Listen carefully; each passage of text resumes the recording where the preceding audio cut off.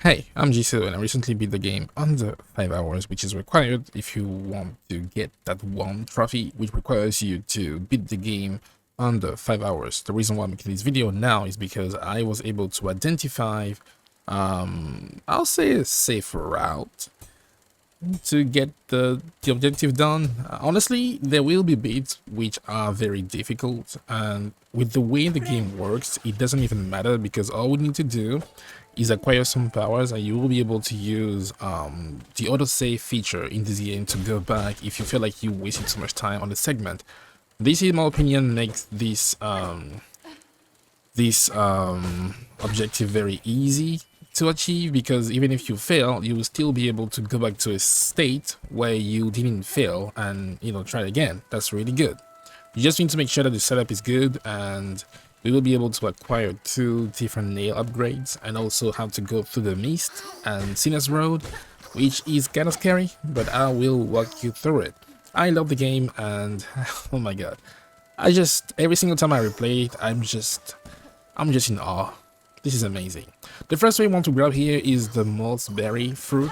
Is going to be important because without it we won't be able to acquire what I think can help you a lot in this run. It's a specific tool that gives you silk every single time you get hit. It works even better if you get hit multiple times, because if you get hit 3 times, that's 3 shells that you get, which is very valuable because sometimes it can be the difference between dying and remaining alive. So we need to collect 2 more fruits, and I won't be going out of my way to seek them out. It's something you can easily miss because you need 3 fruits right off the bat. I think the second one should be coming up right pretty soon. It's okay to get hit. Honestly, it's just the beginning of the game, so take it easy. Yeah, I think oh my god, I think the next fruit should be very close. We need to use a little I need to puzzle off this enemy. You want to bait that enemy to come next to the right side, the left side, and then you want to use the puzzle. Boom, get the fruit. And now it's time for the mother. Now when it comes to the mom, I think she's pretty okay. You can take it slow by using the pogo, bouncing on her head. It's very slow doing that, but I think it's the safest thing you can do to defeat the mother, because she can sometimes overwhelm you and she can also sometimes keep dashing, and if you're in the way, well, she would kill you. When she uses summons, well, we don't really have to care about them. We can just try focusing the mom. Honestly, it's a pretty easy fight, easy to mess up to, but if you get a bad start here, I would just suggest starting over, honestly, because this is going to set the tone for the rest of the run, and if you get a bad start, well, it kind of sucks. But also the bench is right there, so, if you die only once, that's okay. I guess you can keep going. Just like this, you'll use the pogos and you'll always be safe. It's slow, but it's safe. This is the only attack you have to be worried about, the dash that she uses. That was very lucky there, because she could have hit me easily.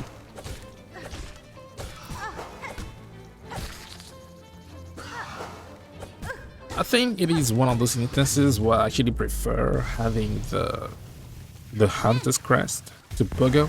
And rest assured, we will eventually get the Wanderer's Crest, which I think is going to make your life significantly easier, especially halfway through the game.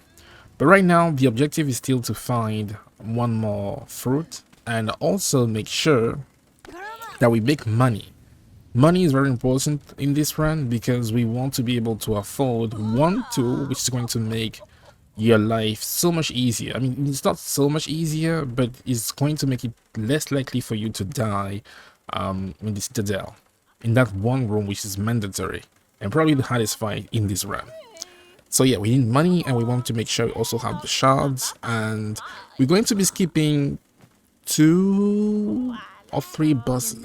I think it's 3 bosses. We're going to be skipping the bird. I think the bird is notorious for ruining people's mood, so we're going to avoid having to face the bird, and also Sister Splinter. I think, and the judge.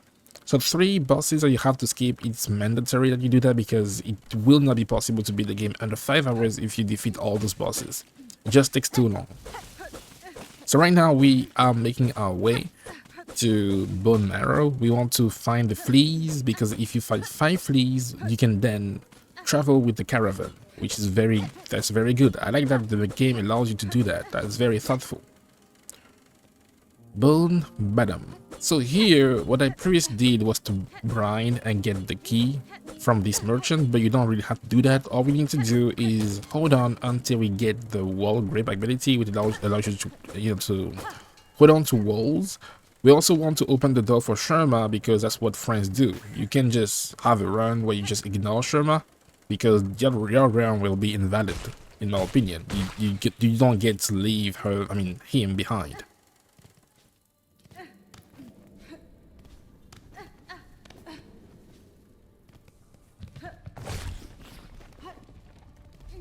The beginning of the game is pretty straightforward. We are heading toward an arena that you can skip, but I think, you know what, it's okay. It's not really challenging at first, as long as you keep your distance, and I think the flying enemies are probably the worst ones in this arena because they keep charging and there's nothing you can do to stop them. You have plenty of stealth if you want to heal. I also recommend hitting in the air. It's the safest place where you can heal. Yeah, and those guys are very annoying. But with the pogo, you will be able to kill them pretty easily. And now it's just a matter of defeating the big guy.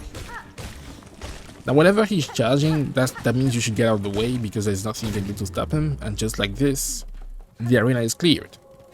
We also will be going through Hunter's March at some point to get the flea.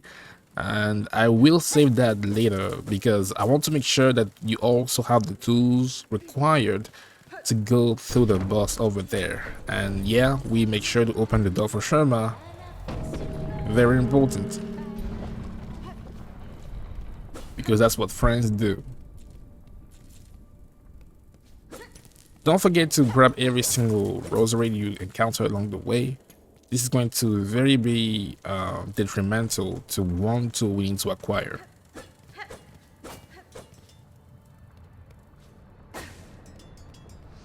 I hate how slow the beginning of the game is. You know, you have to jump or pogo to go faster, but then the movement becomes so much more smooth, and this is what I like the most about Silksong, how much of a difference the movement makes. I tried playing Hollow Knight yesterday and I was just lost because the game felt so slow. Coming up here, you want to knock this down. It's going to allow you to go on the side, avoid the guy. We also want to make sure we have enough shards, but we don't need to kill those guys right now. We just need to make sure we get out of this place as soon as possible. The farming, I mean, it's not very farming, but we will be able to afford the tools. Even if you die, you will be able to replenish your stock, so don't worry about that. Aggro this guy, bounce on his head, keep making your way up.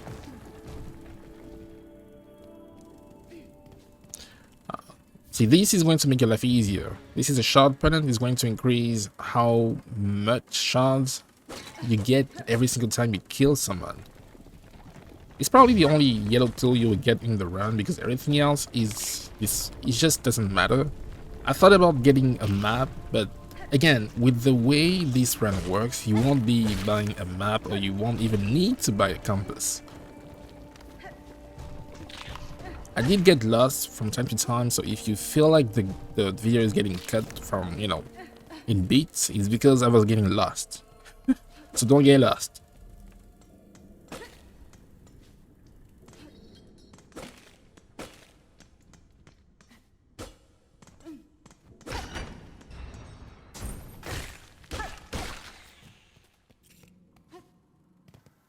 Again, very important here that you grab every single rosary you can find. I really hate how sometimes they bounce and fall off the map or in spikes. That's something I really hate. I can't count how much money I lost just because it just went missing. Very unfortunate. Now we need to go back up and go to Shakra.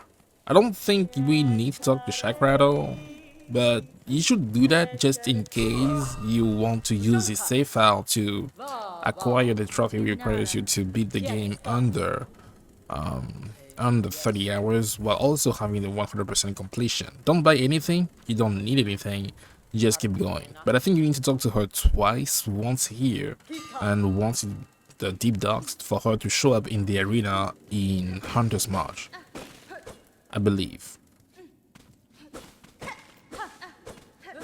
You want to make sure to kill every single enemy here. They drop a lot of rosaries and also shards.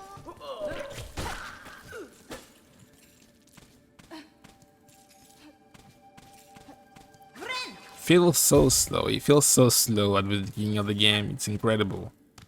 I guess it's time to make your way up. You can actually hit those things, those projectiles. I think I forgot what I was playing, but you can definitely hit those things. Make your life easier because that enemy is very annoying. I think I remembered later that I could do that. I think the game is trying to teach you here that you can actually hit things, because if you don't, that enemy is just going to prevent you from going across the ledge there. I didn't mean to fall off the thing. I don't understand why sometimes the ledge grab is awkward. Like, you will feel like Hornet is in range to grab it, but she won't. And some other times you will feel like you won't be able to grab it, but she will. Very awkward. Go to the right side here, more money. I think in this run I was one rosary off from getting the item, so again, every single rosary counts. Trust me. Oh, there is a wall here on your left that you should break. I came back to it later, but you can definitely break it right now. It's going to save you like 10 seconds. Which may appear to be nothing, and to be honest, it is nothing when you realize that in this run you will be able to beat the game in under 4 hours if you like just follow the path and get lucky. But you should have plenty of time to spare, so 10 seconds is like nothing. You could also put the game in Chinese. For some reason, whenever you put the game in Chinese, because the game has so much dialogue, it's going to skip, I mean not skip it, but make it appear faster. Like significantly faster. You can save 10 seconds on every single dialogue in the game, which is huge because it adds up, given the fact that our Hornet talks back to people. So if you remove 10 seconds from every single dialogue, it adds up to like maybe 10 minutes that you save throughout the entire run, which is substantial.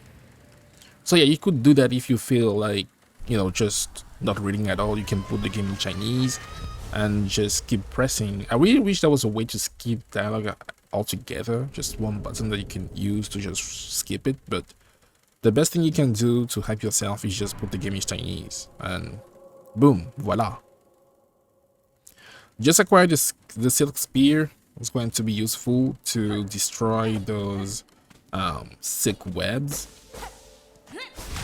Always make sure you have full silk meter before you use the Silkspear. And that item over there is very shiny. I think it's ooh, traps. I think it's a string of rosaries. Yes. Those one gives you 30, which is, I guess, okay. Again, every single rosary that you can counter will matter later. Here, missed the fly twice. But that's okay because we can replenish our silk right here.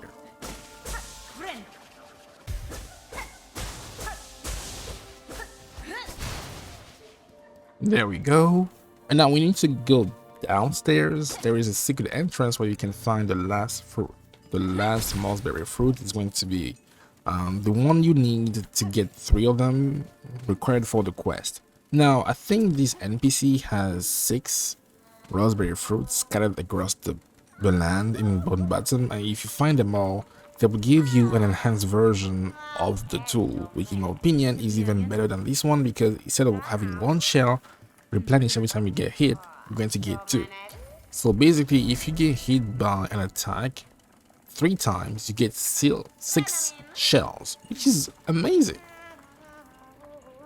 It is very, very good.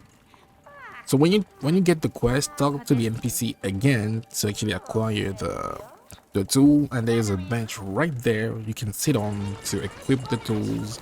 I'm talking about the Shard Pendant and the Jewel's Eye. You may consider this time wasting because you don't need this, but I think having this tool makes your life easier because we won't be getting any additional mask. So we will have 5 masks till the end of the game, which is scary because some enemies deal double damage, but that's okay because this will help you remain ever so slightly alive. I feel like getting out of your way to get a mask is very problematic because I think you may need to buy the one from Bone Bottom, which costs 300 raspberries, and I think this is not money well spent. So to the end of the game we will only have 5 masks, so yeah, this is going to be a very difficult run, but not that difficult honestly, because turns out you don't need more than that. I mean, you do, but you also don't.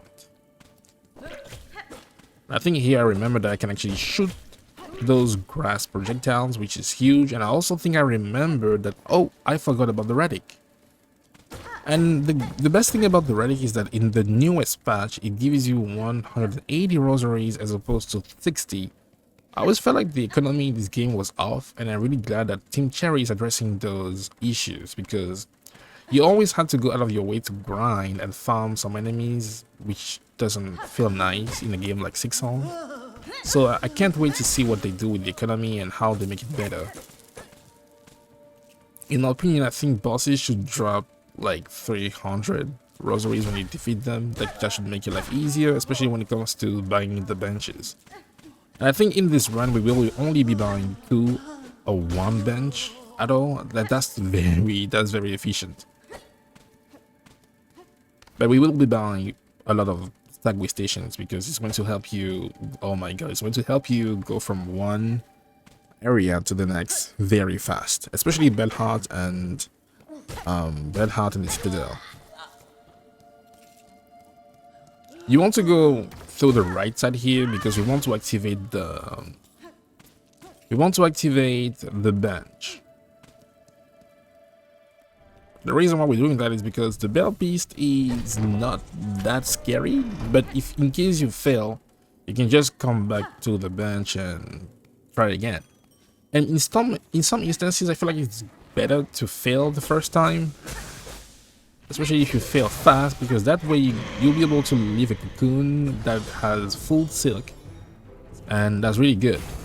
And it doesn't really matter if you die that close to a bench, because coming back doesn't take like ages.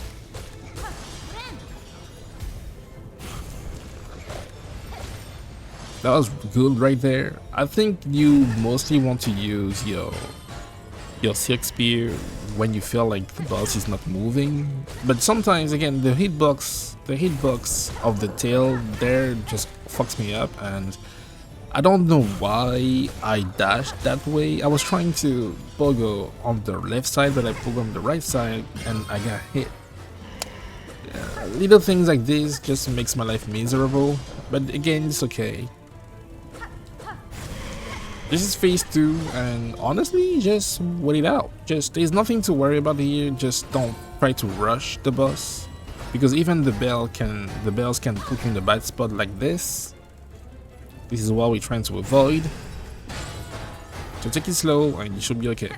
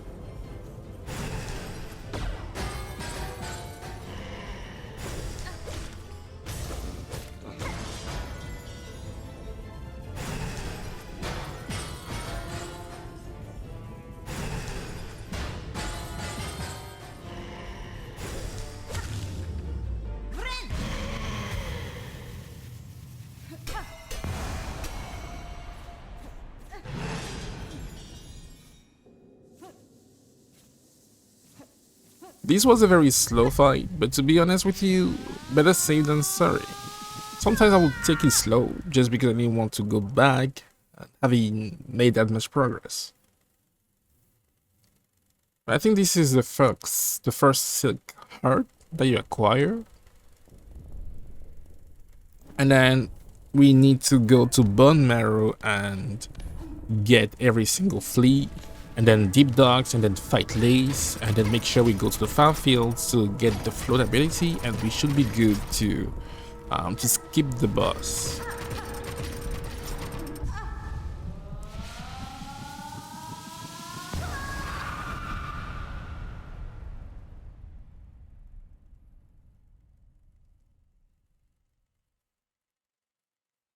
Come, child, witness our waking. I wonder how long it's going to take to have DLC for this game. I know the game just came out like not even a month ago, but I've had already 4 different runs. I'm trying to prep for Silksong. I really want to beat it, even though there is no trophy attached to it on console, but I still want to do it. I feel like my routing is becoming better and I have a better time surviving. The mist can still be scary, but honestly, I'm excited for Silksong. Now that we get the station, we want to head right. There's going to be a bell that you want to strike, and this bell takes ages to ring. So I'll see. So I just suggest quitting the game and coming back in, because by the time you come back, it will stop ringing. I think it's faster too. I mean, it could be faster or slower, I don't remember. But I do know that the bell rings for a long time. Actually, it might be slower to quit. I don't know. I don't remember. But you want to make sure I mean, it doesn't really matter if you sit on the bench or not. But something you should keep in mind is that whenever you acquire a power or do something that moves the story forward, you create a save point, and you will always be able to come back to that point later if you fail to do something or waste too much time doing it. And it's also going to get you back to the timer you had at that point in the game, which is very valuable. Let's say you beat a boss and acquire a special ability within 15 minutes and you keep playing for an hour. If you go back, you're still going to have 15 minutes on your timer, which I think is huge. And you should use that if you feel like you encounter people which make your life miserable. Here I was trying to skip that thing by using the enemy, but those guys are very annoying to deal with, so I just decided to just keep moving. The reason why I want to go up here is because we want to get the flea. There is a flea over here that we want to get, absolutely have to. And I think it's just better to kill those guys anyway. They won't let you go. So I think you should kill them if you can. Drop on the platform here and boom, that's the first flea. They are durable and we want to save them all. And you should save them all. Especially because the end game is very fun. And I really wish more people would just complete the game with 100% completion. Because I feel like this game is amazing, but then if you go all the way through it and, you know, get to Act 3, it is just cinema. Just pure cinema. So we get the thing, we get the... Unfortunately, that lady over there always bounces off the thing and kills herself, which is very unfortunate because we need the rosaries and we can't get them. I think the reason why I was 1 rosary short later is because she killed herself. So if you could try to bait her out of the way so that she doesn't do that, I think you should be okay.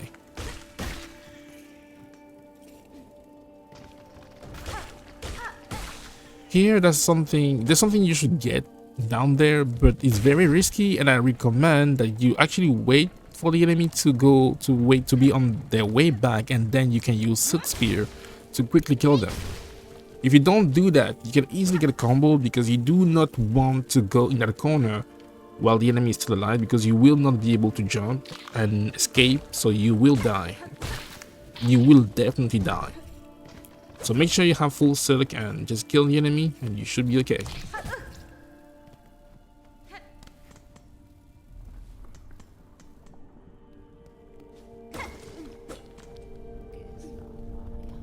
I know some people have PTSD by seeing those red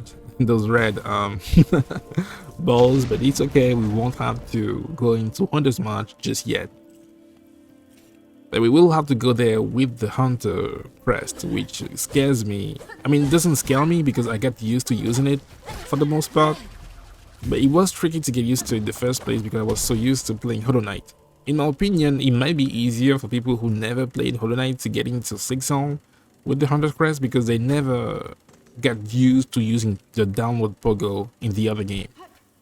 Here we want to grab the tool, the first tool in this run, I mean the first offensive tool in this run. Want to break the gate, and boom, the straight beam. Now this one won't be too useful, but it's something you can keep, especially because we have the tool to acquire more shards. That's something you can definitely use. We also want to kill the NPC over here because rosaries. I think that enemy deals double damage, so you have to be careful.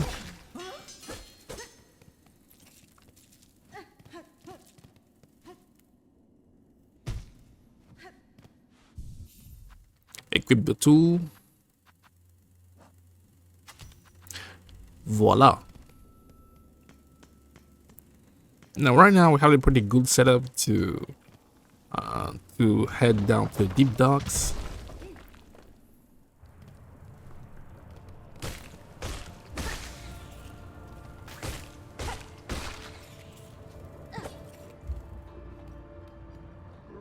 Always make sure to look down because the lava deals double damage and it's very easy to get comboed here. Maybe you get knocked off the map by one enemy and then you fall in the lava and that's like triple damage you take pretty easily, so be careful. I've considered taking that guy out, but he's just so annoying. I did want to deal with it.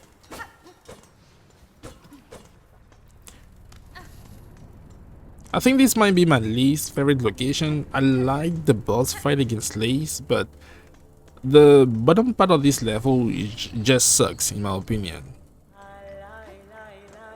There we can find Shakra again. We should talk to her if you want her to show up in the arena later. Don't need to buy a map. We won't be needing a map at all. So what are we doing in the deep docks? We want to have access back to... we want to get the ability to dash and run. This one is going to make your life so much easier because now we can just clear everything else pretty fast. See right here we need the dash to be able to open the door and have access to the boss fight against Lace. We want to drop down here because there is a big reserve of shards that we want to get. I also feel like those things should give you at least 30 to 40 shards in my opinion. This is the wrong way. I think those things should give you more shards. This is also the wrong way. Oh my god.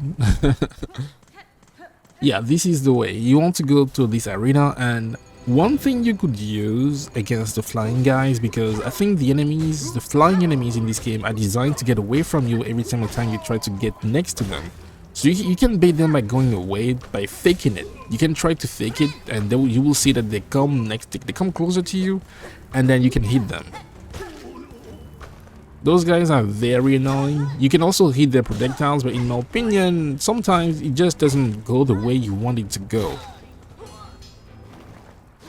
So here I think I'm going to use the Silkspear to kill them at the same time. Very annoying enemies. Boom. One is dead. There we go. You could do the same thing here again to kill that guy. That's one, and the second one should... Oh, see, that was a nice throw, but I missed with my tool.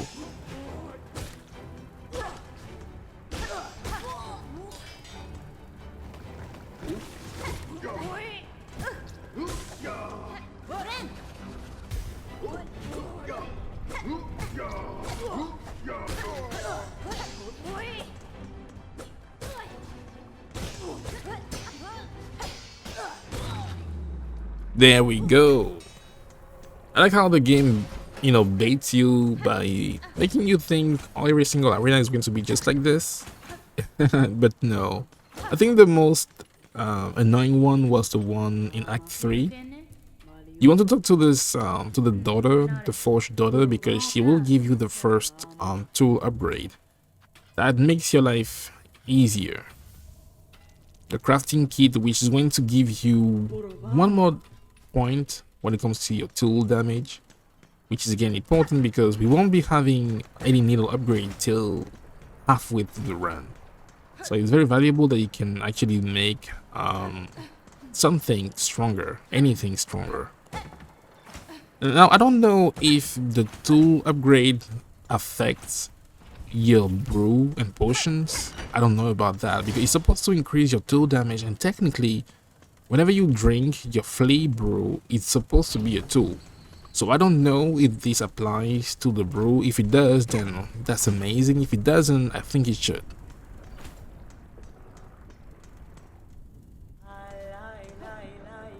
Now we need to make our way all the way back up, but we also want to grab the flea here.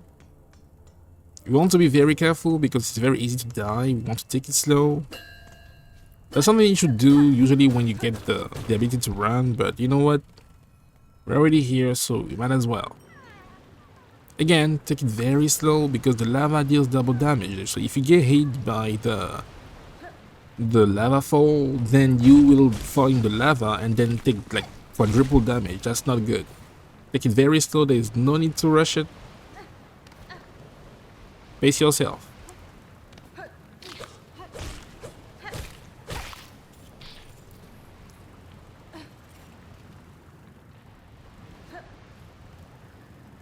This is a speedrun, type of run, but not really because you can actually just take it slow. The only beats where you have to, I'll say, make it fast is when you have to like platform, which doesn't happen until the Cogwork segment. So we are chilling.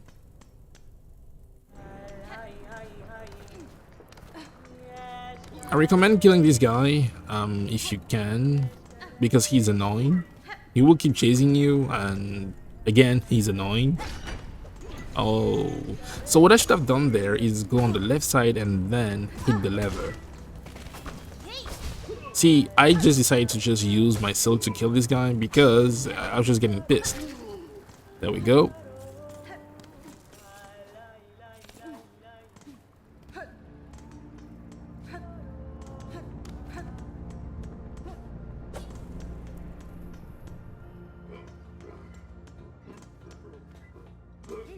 You could kill every single enemy in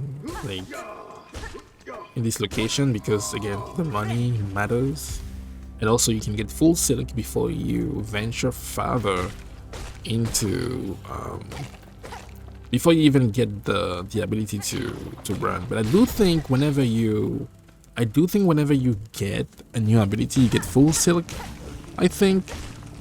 So it doesn't really matter, but again the shards matter, so I guess, yeah.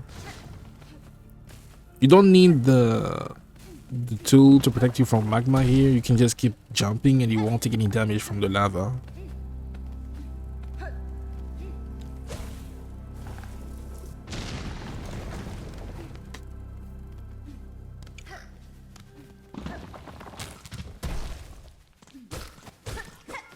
I also recommend killing those ants, the flying ones. They're just so annoying. And just in case you don't have silk, you should definitely kill them. And we won't be needing any bench just yet.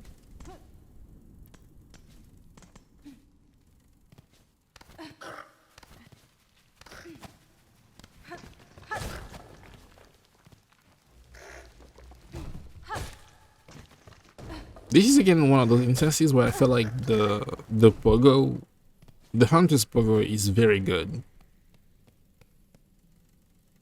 I think we have to kill those guys. I was having, second thoughts about this location because I saw some ants. I got PTSD from my first run in Hunter's March, so I thought, wait, am I supposed to be here? And yeah, I was supposed to be here. I think things get easier when you understand how those ants, behave. I still feel like it takes too much damage to kill one simple ant. It just takes too long. It almost feels like the game is balanced around you having like 4 nail upgrades. I mean needle upgrades. Because then you can kill those guys in like 1 or 2 hits, which I think is better than 6 or 7 or 8. Drop all the way down and then go left. We don't need to kill any more ants. If you want to, I mean now we probably should because we need to heal.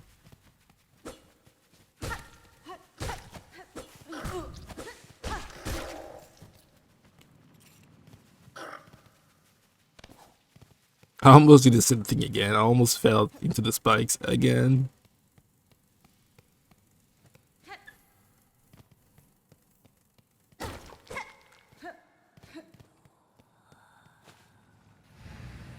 Boom. This is going to be your second. I think this is going to be your second save point.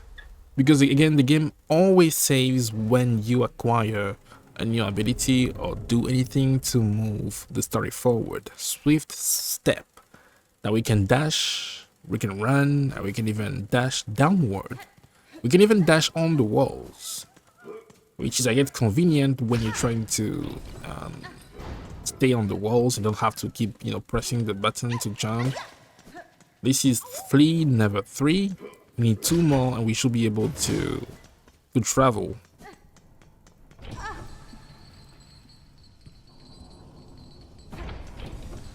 Now with the door open, we can now go and face Lace. I don't think you need to grab the bench, honestly, because Lace, the first fight against Lace is pretty straightforward. I decided to kill those guys because I needed the money. But you don't have to kill those guys. I mean, maybe you do. Maybe you do.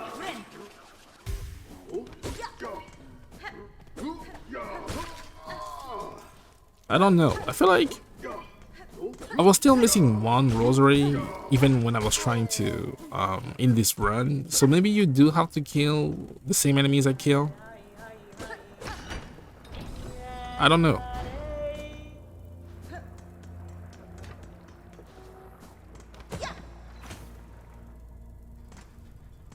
This is not where we want to go, but I think you should grab the bench just in case.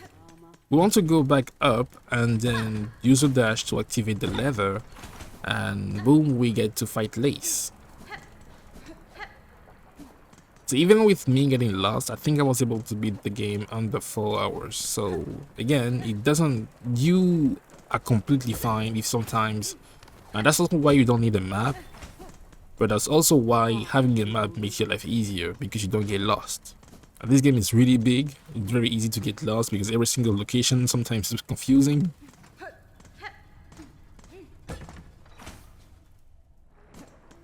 Boom, right here there's a door and there's a lever up there. We want to throw across just like this. And it's time for Lace. Now Lace is a fight you can be aggressive on, especially for the first Lace fight. You should be aggressive because she doesn't deal double damage yet, I think.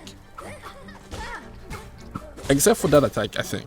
But I'm not sure. I think she doesn't deal double damage.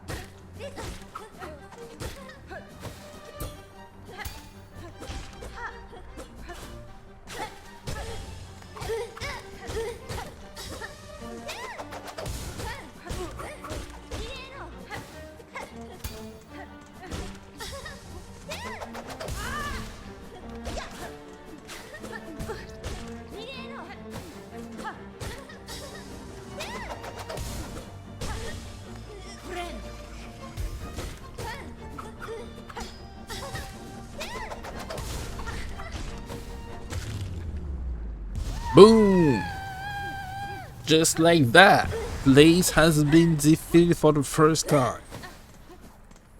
Again, I feel like most of the times when I got hit, there was because I was, colliding with her as opposed to getting hit by an attack.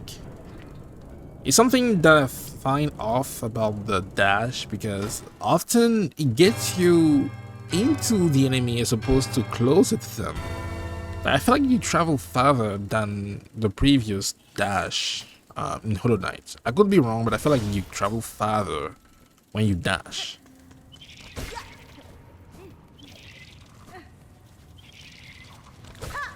The far fields. The only reason why we're here is to get the float ability. I don't think you need it.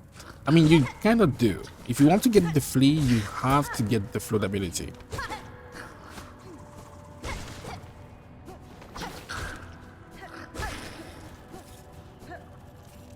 Get the money. Go down here because you don't want to have to face those two ants at the same time. You could easily die. Get some more shards.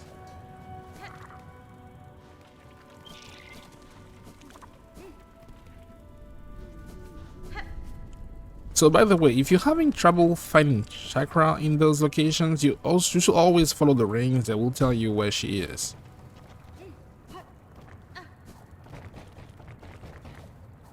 This is one of my favorite bosses in the game.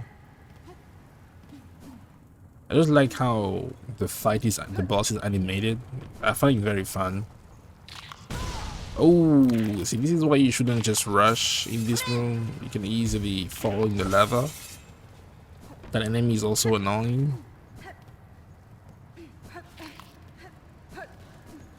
We want to accept the quest first, and then we want to go and hunt for those I think those are spines.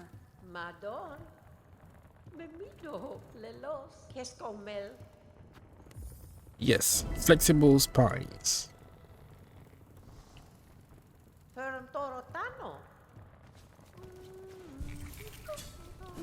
I think you could sit on the bench and then wrap yourself back to it when you complete the quest. I'm not sure. I feel like it could be faster than going back, but I'm not sure. There is one enemy here that we can kill. Usually you want to hit those things while they're going back. We got 3 right now, but you usually want to hit them, and it's going to save your time if you just hit them on the way. See, right here I'm going to hit this thing, boom, that's 2. Do the same thing again. I could try to do the same thing, bam. That's a lot of okay, that thing got my spine. It's going to make it faster, and maybe you won't need to do it as many times. I was trying to get that thing, the spines over there, but that enemy is very annoying too. I feel like every single flying enemy is just cancer in this game. But yeah, do it over and over and over again, leave the room, come back in, and some enemies will respawn, including the ones we need to kill.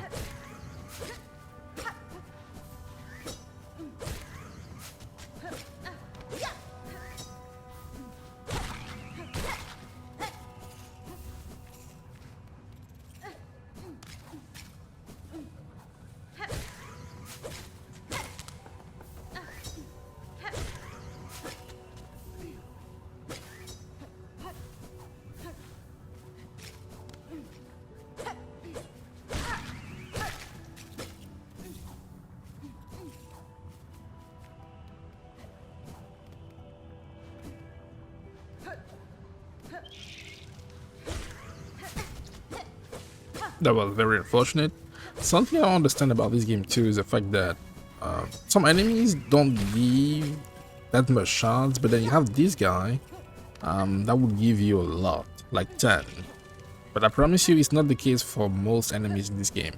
I was led to assume that the bigger the enemy, the more, you know, the more shards that would give you, but not exactly. I think it should be that way though. I think the bigger the enemy, the more shards you can get. You should be able to get when you kill them.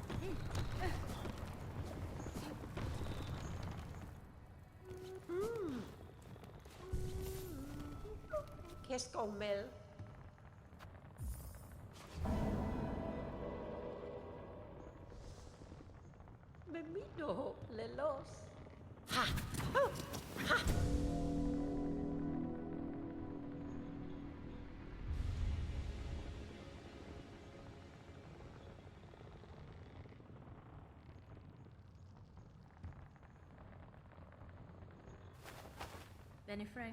Senta so. Harida sia. Pasfine. Senta so. Nesvir. Elobe. See, this is what I'm saying about the putting the game in Chinese, because it's going to make it so that you can skip those dialogue way faster.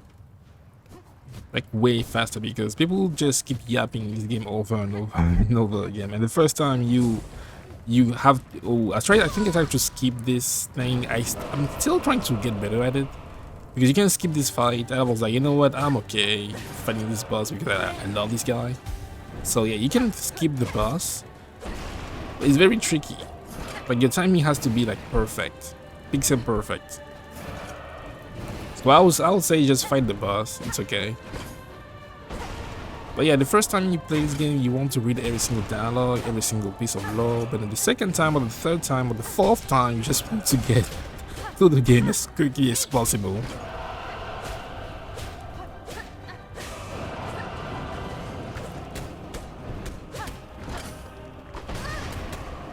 Ouch! Ooh, see, this is scary. See now, ooh, that was very, that was very scary. I think you could, ooh, I think you could hit those decktiles on the way back. I'm not sure. I never actually tried, but I think you should be able to do that.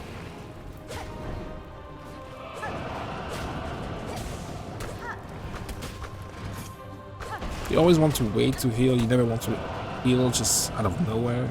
Always be careful. I could heal right now, but I feel like this is not going to be like, this is the attack you want to heal. You want to heal for, because he's never going to hit you if you just go up and try to heal.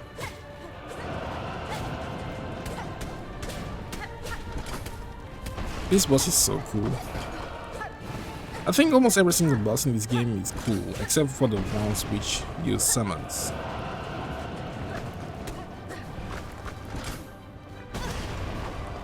That was unfortunate. That was very unfortunate.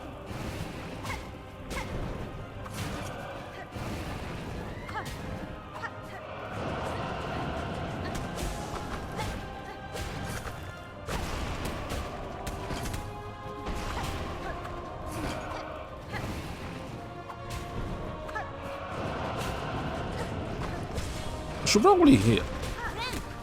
Why am I not healing? Yeah, that was a... Okay, I guess the boss is dead, so it doesn't really matter. But I should have healed earlier about that. And just like this, boom, the boss is dead. What a cool boss. See, right there, I think the boss should give you something. At least some money, like anything. That's the thing about this game that I don't like. Again, the fact that you don't get anything sometimes when you beat the bosses. Like, yeah, you came here to get the ability to float, but that's it. So now we need to find, I think this is the last flea we need to find. I was getting lost again, trying to look at my my map. And I guess you could come here to get something else that could be very good in the long run, which is another tool, which is going to protect you when you try to heal, the warding bell. Now this one is very useful because I can't tell you how many times in my previous run I didn't have this item and I tried to heal and I was getting hit and I died. It doesn't protect you fully, because if you try to heal, it will just protect you from the hit, but you won't be able to complete the healing and the healing process, which really sucks. But I guess it would have been broken if you could heal despite getting hit. So it will just ensure that when you do get hit, you just don't take double damage and lose the heal. See, I was getting lost again. I think I'm supposed to go to the left side, and I truly believe you don't need a map for this run, but sometimes I feel like maybe I do.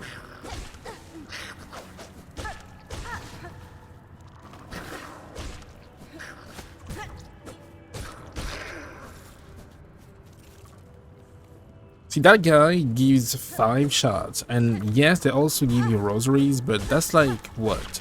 5 shards less than the other guy. And then those little guys also give 5. Something is wrong here.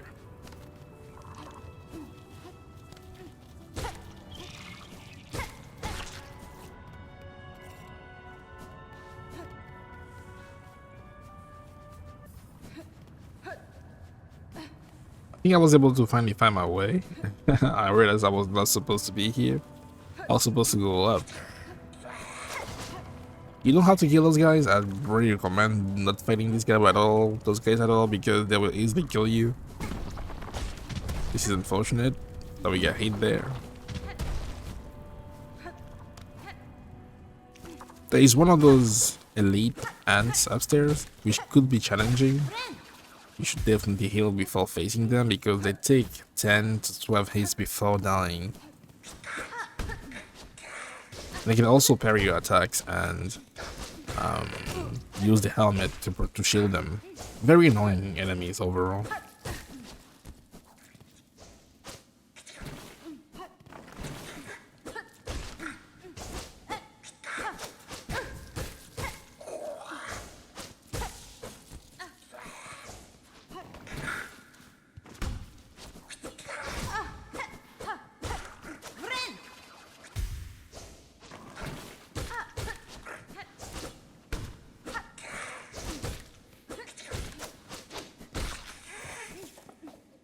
I really wish I had cool tools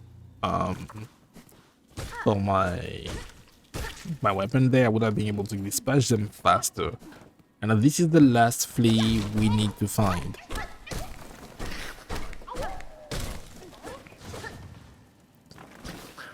Do we need to kill this guy? I think we need to kill this guy too. I mean, you don't have to, but I guess something you could also just do is farm rosaries at the citadel if you need some. But we don't have to kill those guys.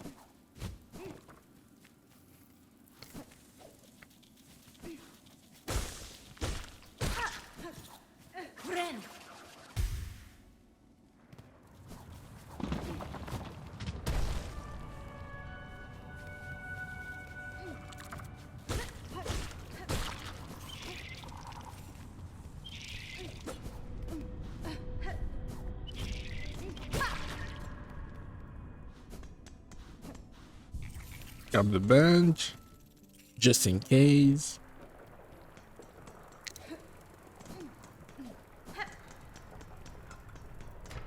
And now all we need to do is go back to, I mean, we never saw them, but we need to go back to the Fleamaster and accept the quest. And because we already have, every single flea, we don't have to seek them out. I think I thought about buying this snack station, but I realized we don't really have to because it's right there. That would be a waste of money, and those are very expensive.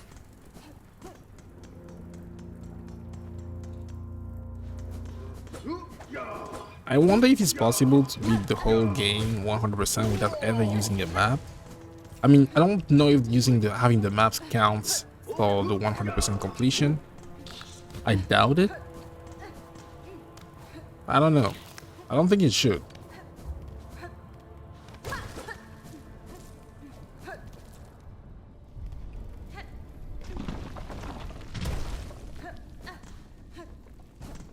Oh yeah, we want to go. Oh, that was not the last flea. Yeah, so we need to go to Hunter's March, and this is why I postponed this, because I think you need the dash. So in a very good scenario, what you want to do is have that guy stuck in this hallway. You want to bait that guy into the hallway. This is going terribly. I think that's what I end up doing anyway. Because he can just jump and surprise you, just like this, which is very, unfortunate. But when you actually get in the hallway like this, he will not be able to jump. All you have to do is just run away from him and you will be okay. See, right there, he will not be able to jump. Very, very good. And because you have the dash, you will always be able to run away from his slashes. Awesome.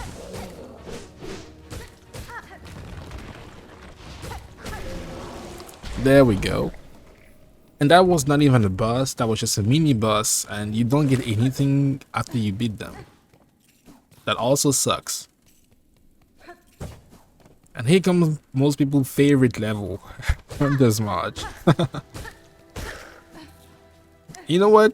I actually like this level now because I got used to it. So it's not as bad as it used to be. But I feel like you should not come here unless you have to. And you should definitely not keep going when you realize that it takes too long to kill anything.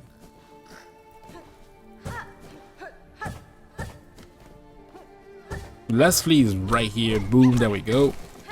That was almost flawless. You don't have to keep going. I realized I was going too far and I tried to go back, and just like this, we have every single flea needed to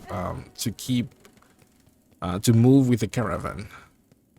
All you have to do is just kill the big guy, and we could have killed this guy early on if you use the strat to have him, stuck in the hallway, but it's still scary to try to get away without the dash. And again, this run is about safety. I think the one rosary I was missing is the one that escaped. And also we need to go down here and get one craft medal. Those guys are also annoying. Be careful, you have the spikes down there. Explode and make the things explode, and then wait for it. Craft medal that won't be useful for another 2 hours. But that prevents you from having to buy it from the merchant in Bone Bottom. And all we need to do is head to the Fleamaster and move to, oh my god, move to Greymoor. Now it turns out that even if you skip the bird in Greymoor, he can still appear in there, so you need to be careful when trying to go back, because he can still spawn, and that will be very unfortunate if he does.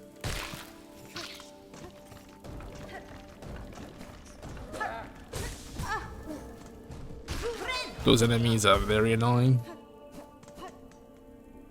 I think we need to go down here and then right. Yeah.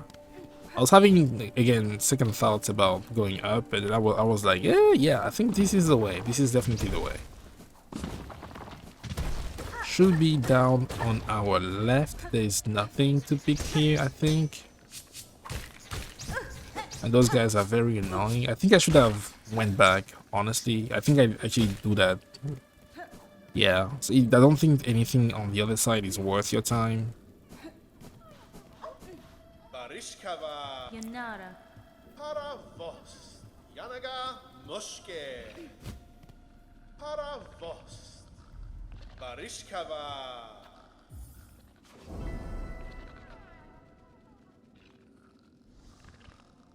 Paravos. Paspin? Yanaga Mushke. Kavak Katsa.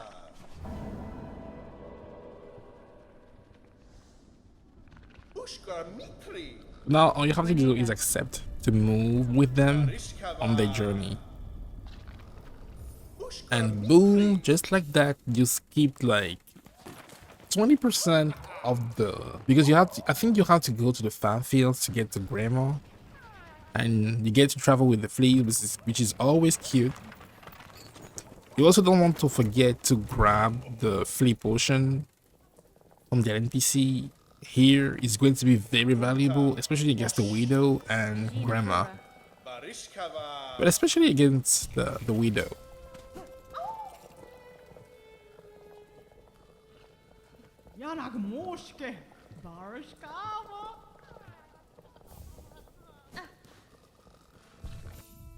I think this is the last time we're going to be using the beans, because now we have something even better. I don't remember where to find the first, I think the first inventory upgrade for the tools is in the far fields. So I guess it would be possible to go and grab those, but it will take just too much time. Because having 4 potions as opposed to 3 is very good. And now we want to make our way to Shelwood to get the wall grip ability, which is going to make our life so much easier. But 1 hour into the game and we are already in Shelwood. We are on great pace. We want to avoid to, you know, have to go against that one guy because he's very annoying. Just keep ignoring him and you should be okay.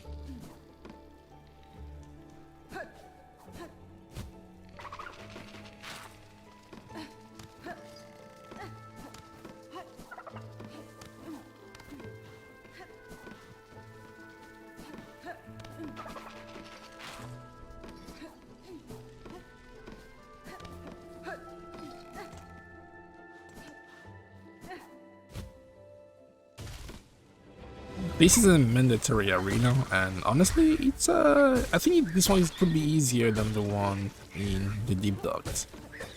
Don't forget to use your spear to kill those wooden thingy enemies. They can be very scary. And don't also forget to use your potion to increase your attack speed and movement speed. Very valuable. Those enemies are very annoying, as always.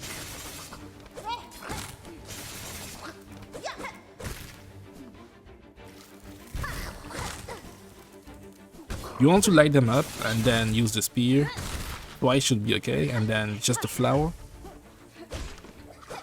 Again, those guys are programmed to get away from you if you try to get closer to them, so you can use the Karama move to aggro them. Boom. Karama. Karama. It's going to be handy very soon because without it, we won't be able to skip the boss. Now, we should get the bench right now as opposed to later because, well, we will get the bench anyway. Because, well, I mean, you don't have to get the bench, but Widow is a very scary fight, especially in the second phase.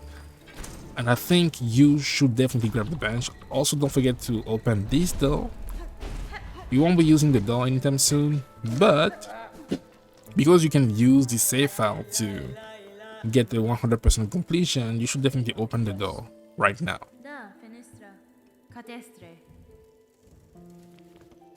Mooshka.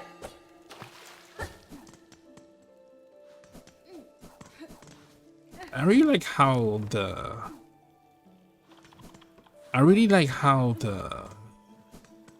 the swift step just makes the game so much faster, you know, so much more fluid. Bang, bang. Honestly, the Hunter's Crest is not that bad. And it becomes very powerful late game, like so strong that you won't be able to live without it. But early on, it's really difficult to get used to. Again, especially if you come from Hollow Knight. So here we want to use our Karama move to bait that flower into coming here. You want to keep spamming it, and then when it's close enough, you want to go down. Do it again a couple times. Karama, Karama. Again, getting closer. Almost there. Now when it's finally too close, I mean, again, try to hit it. It's going to go away from you. Flower is very annoying. There we go. Now we wait for it. On 3, 2, 1, boom. Just like this, you skip the boss, and we want to be sure that we do not fall down, or we will have to, to start over. So make sure you have full health if you can, because you do not want to fall. And you don't want to die either, because the last bench was very far.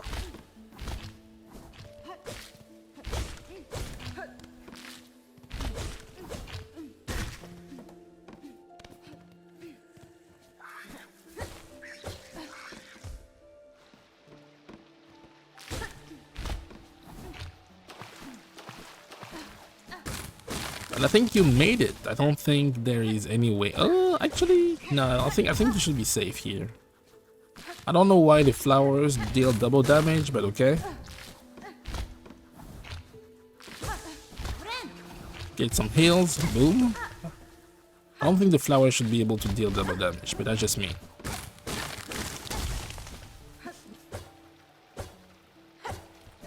Oh my god, that's so clean, man.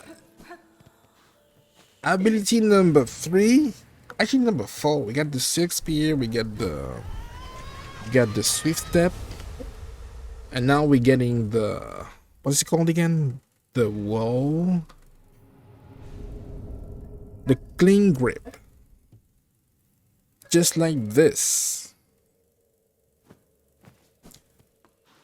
Now we can go and fight the Widow right away. But again, I think we should go and grab the bench first before we go and fight Widow. It's a very scary fight. And you don't want to die because it's just going to make you go back. Don't go left here, by the way. Do not go left or you're going to have to fight the boss we were trying to not fight in the first place. Activate the elevator. If you feel confident about about fighting the Widow, you don't have to grab the bench at all. I don't think you should, try not to grab the bench at all. And I think here I decided to go and grab one thing that could make your life easier for the fight. Actually, 2 things. The first is the Wanderer Crest, because the attack speed is way faster than anything else you can get, besides maybe the Witch Crest, I think. So you have to pay for the stack station and you want to go to bottom, which is available by default. If you don't get the wall grip ability, the thin grip ability, you will have to pay for the key to be able to access the location where you find the crest. But because we have the wall crawl, we can actually just bypass having to pay for it. And I wonder how many locked doors we have in the game, because that's one key you won't have to buy.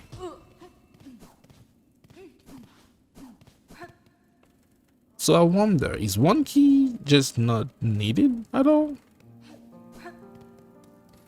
I wonder. So you want to make your way all the way back to the left side.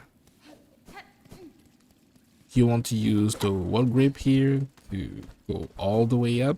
I mean, not all the way up, just here. Double checking just to make sure there's nothing to kill, and then boom, you made it.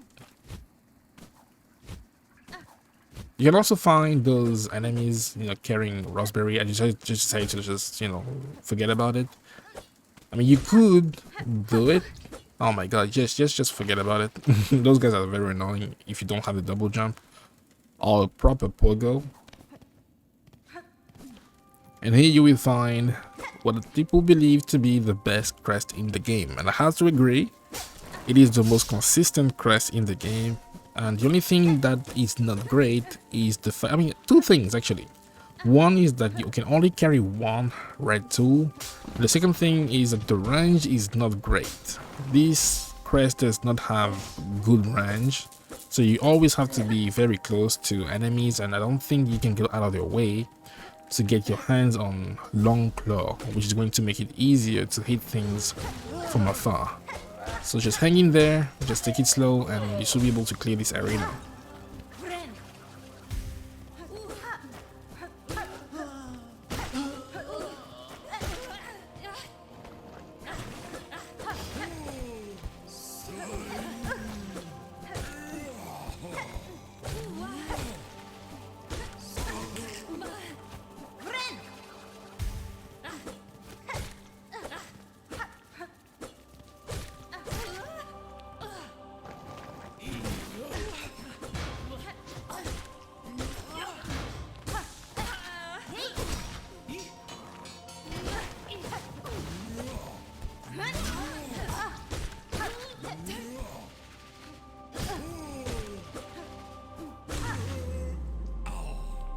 You can already tell how useful the Mossberry Relic is, because it allows us to just face tank sometimes, because we know that we can get some silk while attacking and receiving damage. And just like this, I think the game also saves your progress when you acquire a new crest. So this can be your way to go back. Let's say, for example, you have a bad segment against the Widow. You could just leave and come back to this point where you get the crest and keep going. Maybe you can even use that to get familiar with her moveset, because she hits like a truck and you only have 5 masks. So basically you can take like 3 hits before you die. So you can use this to practice. I think that's also why I decided to go back to seek the crest, to make sure that I have one save point just in case I just died more than once.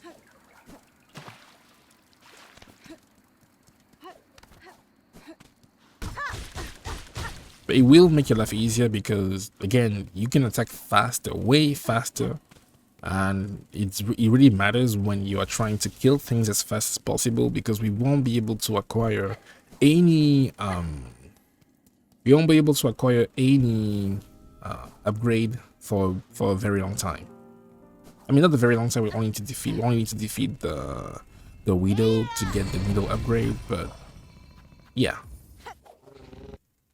Something you can also do right here is to go back to Bone Marrow and get 1 memory locket. I think I considered doing it. I don't know if I did it.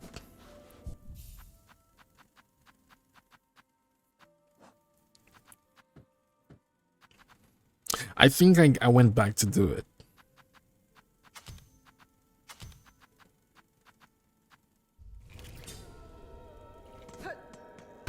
I didn't? Interesting. I think you should do that before you go into the fight, because you don't have any blue tool that you can equip on the crest right away. And I think the warding bell or the Mossberry thing is going to be very useful in the fight. So I'm actually surprised I didn't try to get it before going into it.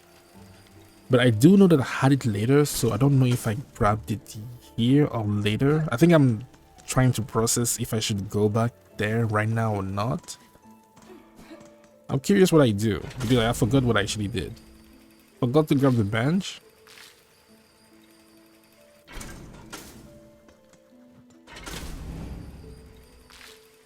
Because I wasn't confident about my ability to kill the Widow on the first try, especially without the Mossberry Relic, because she really hits you like a truck.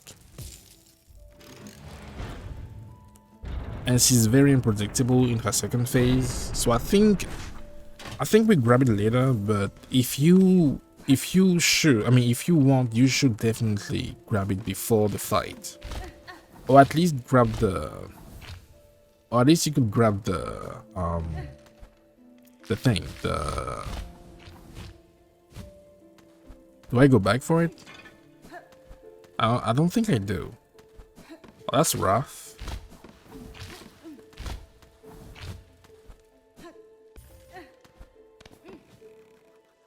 Oh my, just go on the other side, dude. Just go on the other side. You don't have to make that jump. Quite tricky. I think I'm, you see how I'm trying to go left and right? I think I'm like debating going there right now or not. If I was to be efficient, I would have grabbed it before heading back to Bellhart. There's always room for improvements.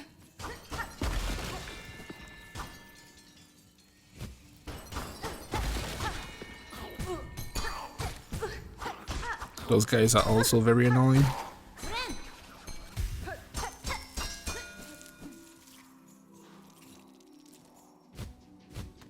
Whenever you see a big hole like this, it means you have those big bell enemies coming, and you should be careful because they deal double damage. Like right here, I could go down, but this is very unsafe, so I'm going to wait for the first guy to die first, because I don't want to get cornered. And I want a way out just in case I can't go back down because the guy is blocking the way.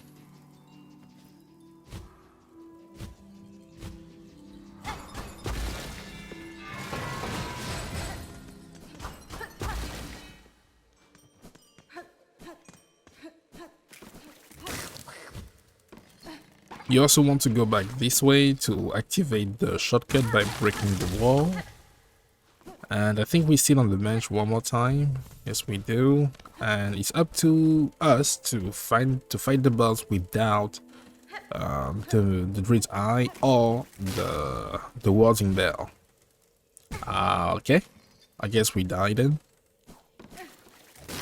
I think this is the second time I went there. Yeah, I think this is the second time because I died once. And again, it's okay if you die once. Just don't die 3 or 7 times. Because if you die once, at least you have your cocoon that guarantees that you have one. Okay, don't do that. Don't try to heal when the boss is like screaming because it's going to take away your silk, but you will not get you the heal. I did not know that.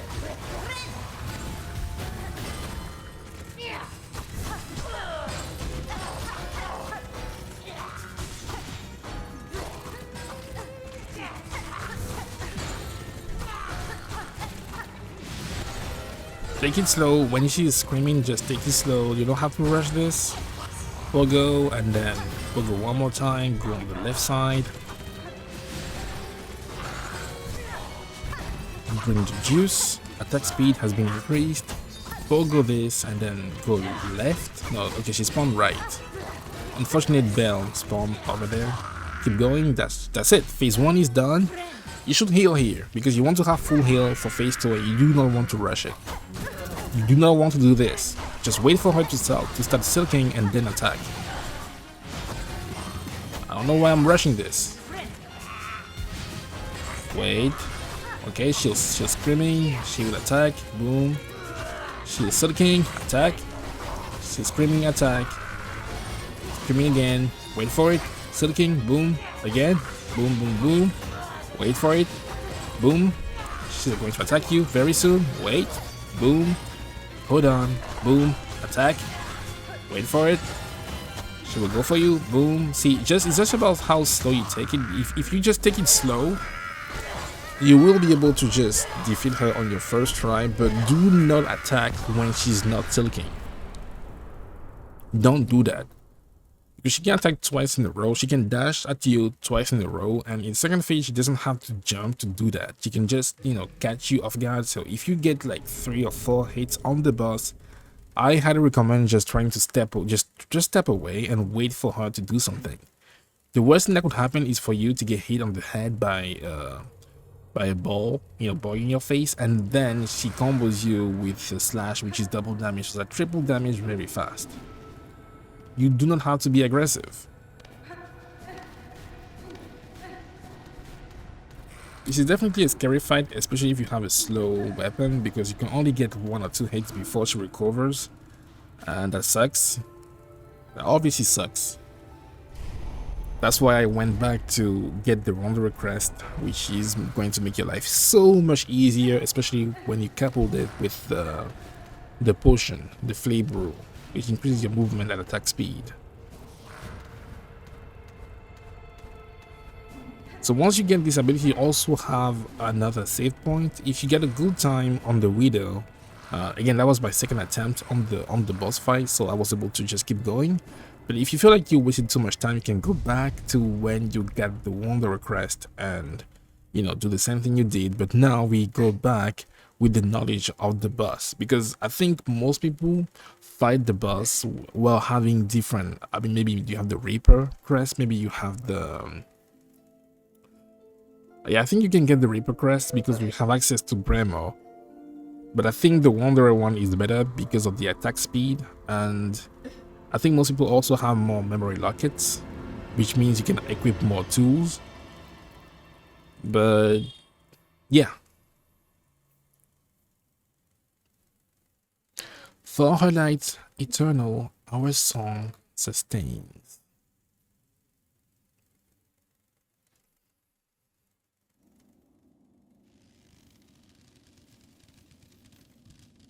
I don't know if wrapping back makes it easier, faster, because again, this bell takes ages to ring. It takes a long time. No, I think it might be faster to just go back. Yeah, it might be faster. This takes forever. Yeah. Okay. I think here I was thinking about going back to Bone Marrow to get the memory locket. Something I should have done. Something I should have done before even going to the boss fight. So this right here is something you should get right after you get the Wanderer Crest. If you know your way around Bone Marrow, you should be able to get this item and then go fight the boss. I think in this run we get 2 memory lockets. We get one. Actually, maybe you. No, you have to, because the first one it costs a lot of money to buy the memory locket for this guy, and if you do that, I mean, let me see what I do. I don't remember if I get the. I think I got the money from the snake here by selling the relic. Benny Frank.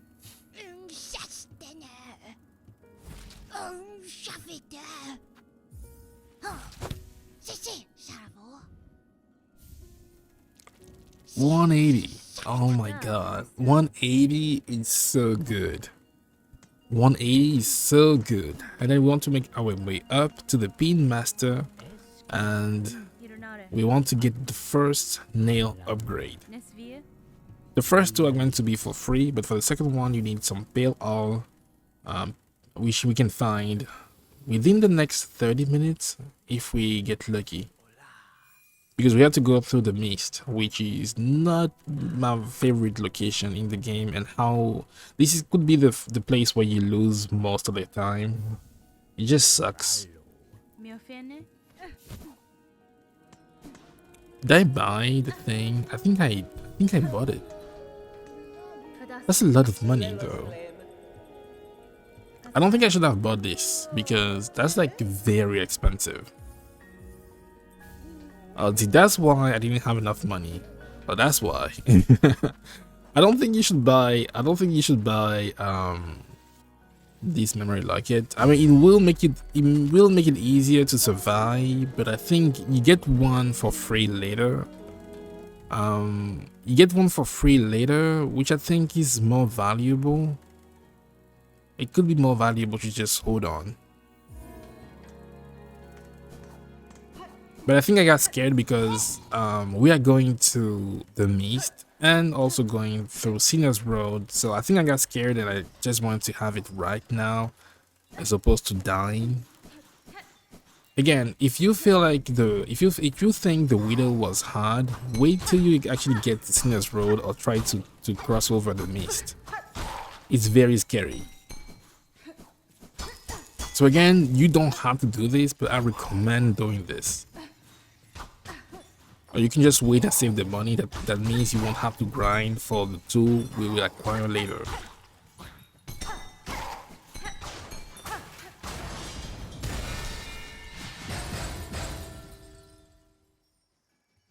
There has to be a big guy coming, right? That's why I'm waiting, yeah. Always wait, you never know what could be hiding around the corner.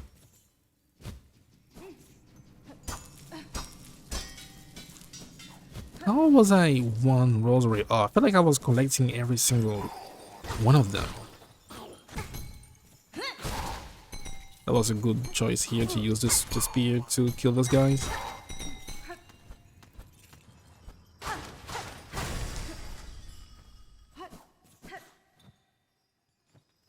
You really want to take it slow here because it is easy to die. You can easily die to the big guys, and then you can fall into those spikes and die because you get triple damaged very fast.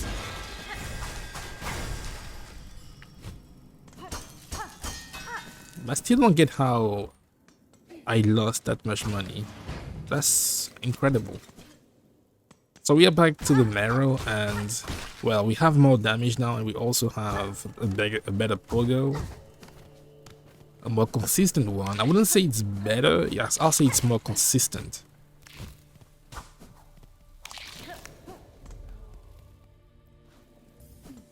We need to go back to where we found the flea. I'm trying to get back to it. Again, it's very difficult to navigate the game if you don't have a map.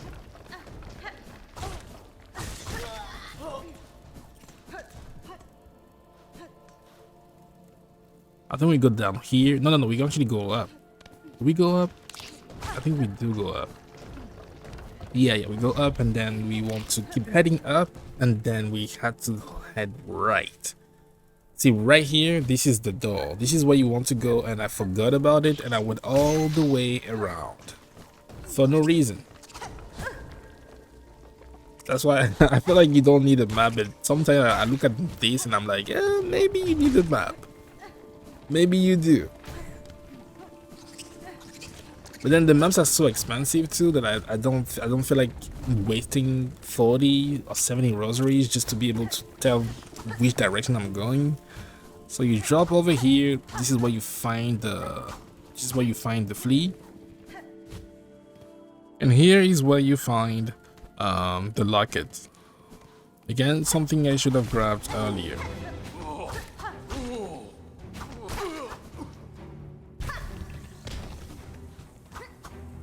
Oh, I don't think I had to use my potion here. I think I just didn't know. I didn't remember how many enemies I had to face.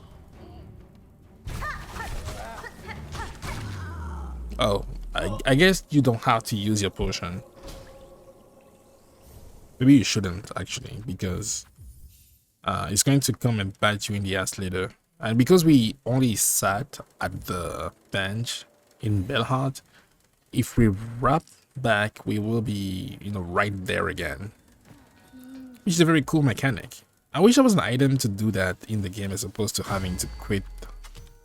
And also keep in mind that whenever you pause the game, the timer also gets paused. So that's something you could do. And Sherma is safe because you opened the door like a good friend.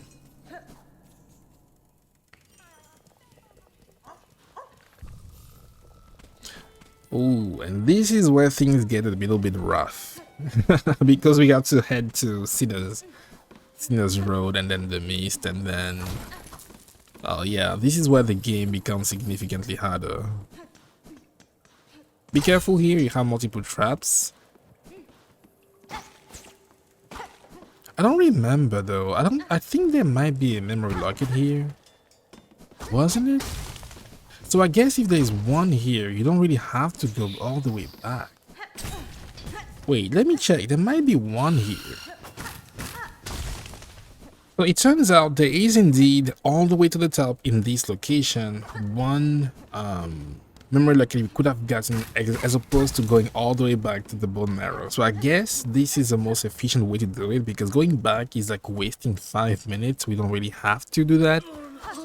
So yeah, there's a memory locket below us, all the way to the top. You're going to find that big enemy, that big rat, and on top of them you can find the memory locket. I wish I knew that before heading back. It would have saved me, like, that would have been way more optimal, because I really feel like you need to get the memory locket before going to Sinner's Road, because it just takes so much damage. I also grabbed that shard just in case we have to use it later. That guy is very annoying, but we also want more rosaries, especially because I spent it all on the locket. But had I known about the one here, I didn't have to buy this one. I didn't have to at all.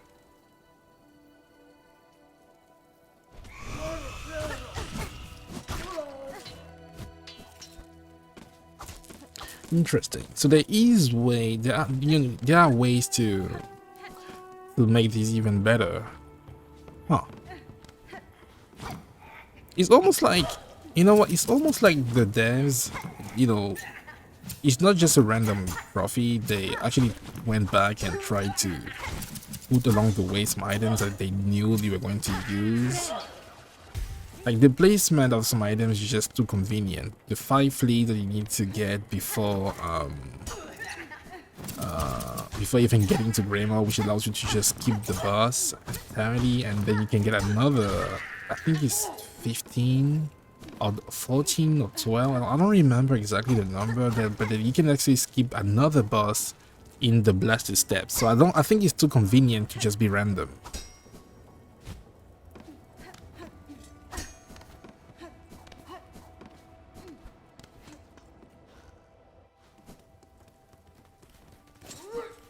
Those guys are very scary because they always, you know, go back when you try to get too close to them, and we don't want to take damage here. I mean, if you take damage, it doesn't really matter. We're going to use the bench anyway. Activate the elevator, then go down to the hallway home. The reason why is because I wanted to have a, you know, a spot I could come back to, because Sinner's Road and the Mist are very scary. Also, you can talk to this guy, accept the quest, but this is not for the quest. This is because we want to first open the door and then we want to grab some juice. If you can, I would say, I mean, you don't have to do that, but it's going to guarantee that you will be able to heal at least once in that one room in Sinner's Road.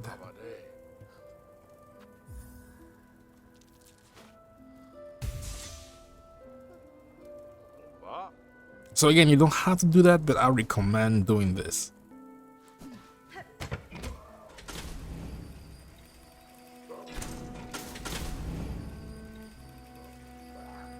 We won't be saving for a very long time. Like, the next bench is going to be all the way to Sinner's Road, and after that, it's going to be right before a boss fight.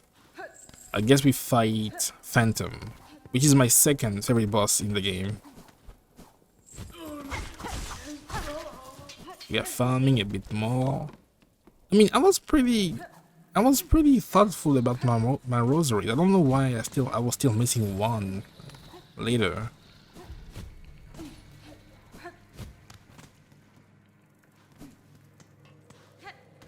This is a very scary location. You have to take it slow, but at the same time you have to be fast. So this room right here is very lethal. It is absolutely brutal. If you feel like you have a bad it's just a terrible time, just reset and try again. Right here we need to go on the wall. There's going to be like a rat, or I don't know, like a frog. See, right here I was like, you know what, just take it slow, just take it slow. Every single enemy, especially the Shadow May guy, Shadow May, they're after you, wanting to kill you, so take it slow.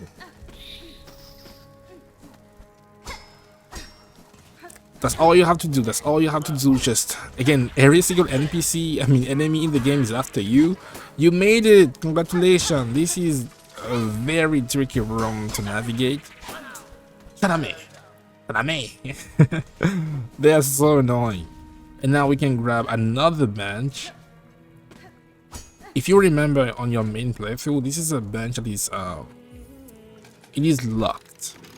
You have to go on the wall and have access to a secret passage to be able to free the bench from, I mean, the mechanics, the gears from some root, I think it's called roots.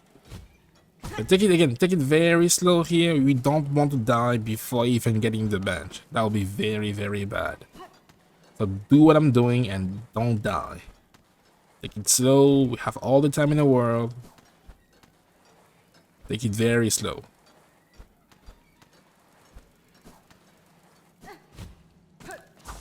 You almost made it. Come on. I know you can do it.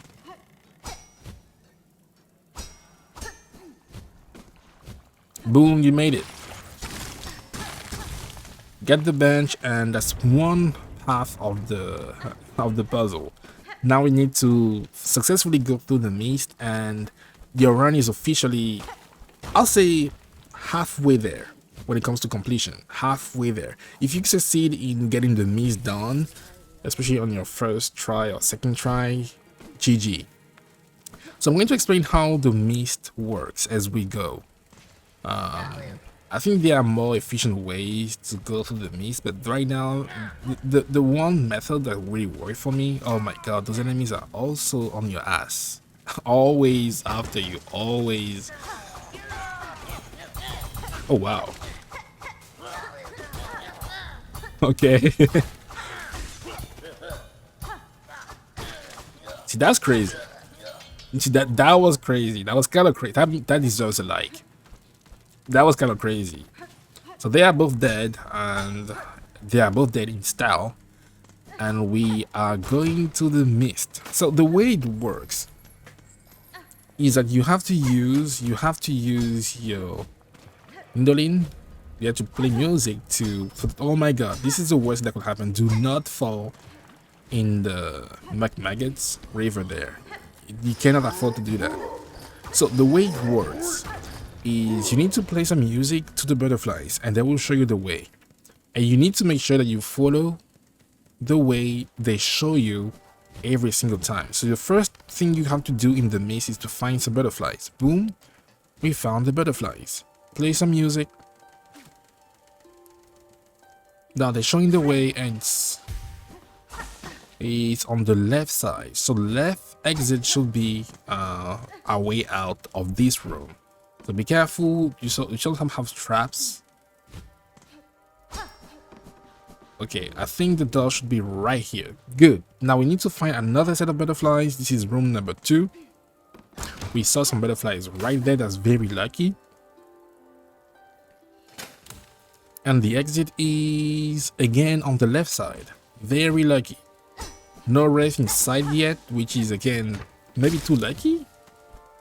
Wow, that was the luckiest maze run ever.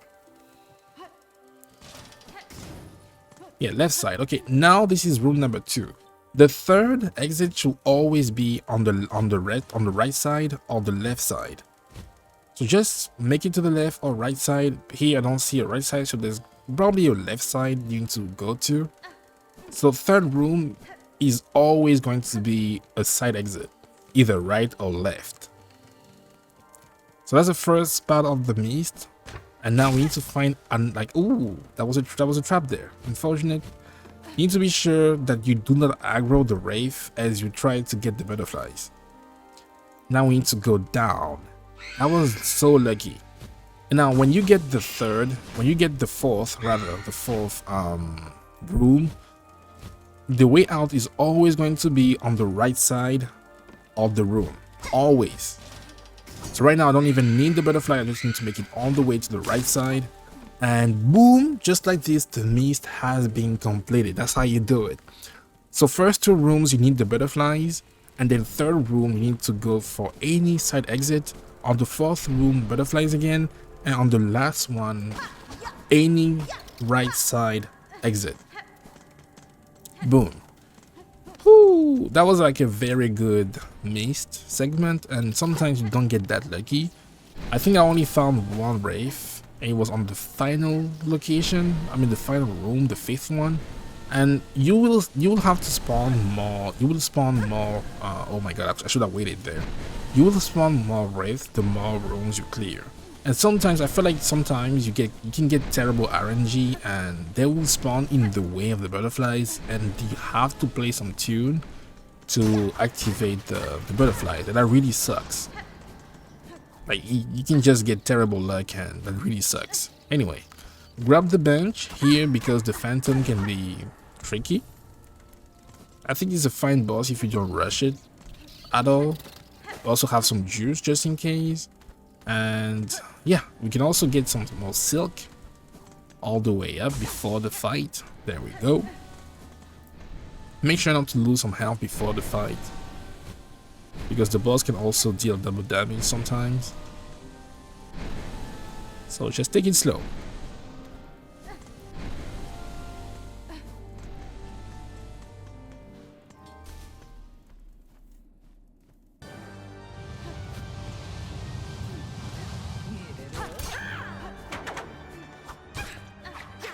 I love this fight so much.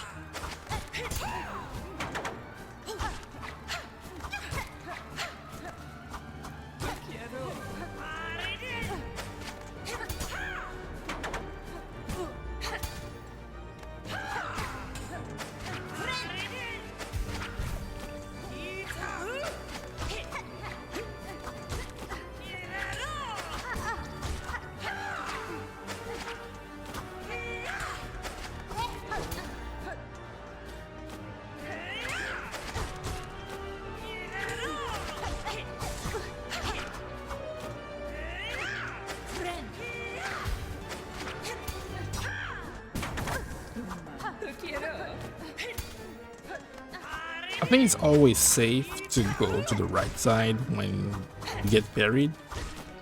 I mean, you always want to go to the opposite side when you get parried. Always opposite. Always heal in the air, because that enemy can actually track you if you don't try to get the most distance possible. Okay, this is phase 2, almost there. I think this is the easiest boss you can fight before you get to the Citadel, because you can either fight this boss or you can fight the judge. I don't think the judge is a good idea at all. Especially because of the run back. If you die to the boss, then the run back is like very bad. So I guess the two, if I was to compare the two routes, I would say this one is better. The boss doesn't deal damage, double damage, and you get to control the pace of the fight. Boom. Just take your time here, there's no need to rush. There we go.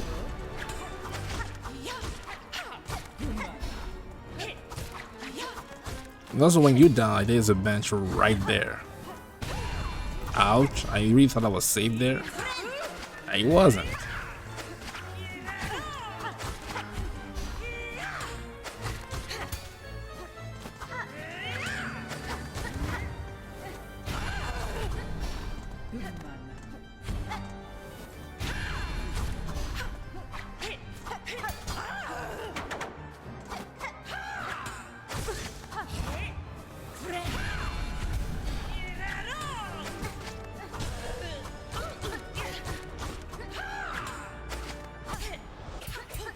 Just like this, the boss is dead.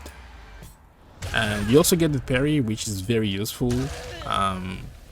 especially in arenas, because you can destroy multiple enemies at once. I won't be using the parry too much though, because I think using the spear is way better to dispatch the flying enemies. But you can also use the... I think the only reason why you would want to use the parry is because of the Trobbio fight. Trobbio is very troublesome. So I guess having the parry to counter the tornado is great, because we will have no choice but to go through Trobbio to get to the Underworks and get the harpoon.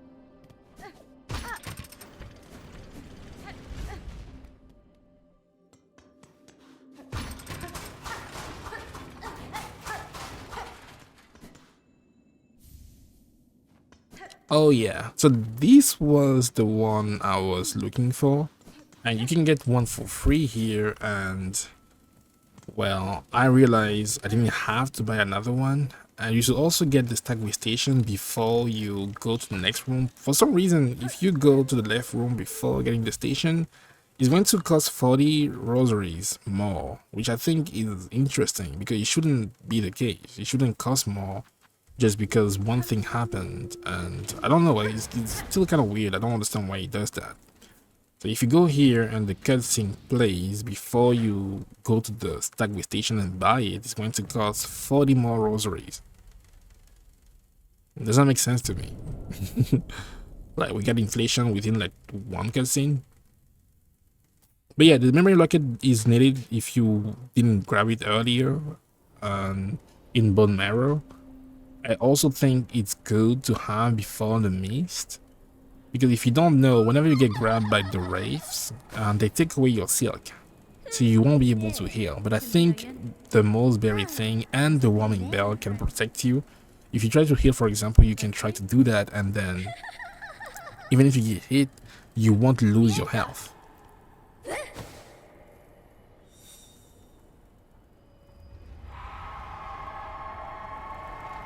It feels so scary being here with almost no health. It feels kind of scary, but we will get our second upgrade very soon. I think I sit on the bench to reset the enemies here. I think that's what I do. And yeah, that's what I do. You don't want to aggro those guys early on because they will keep chasing you. I think they even despawn. That's really good.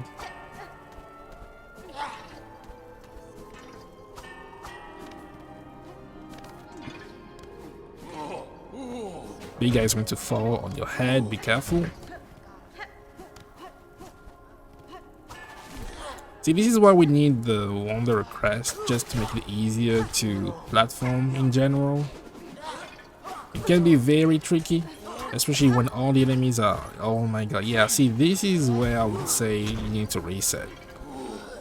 When every single enemy in this location is chasing you, I think you just go to the bench and reset.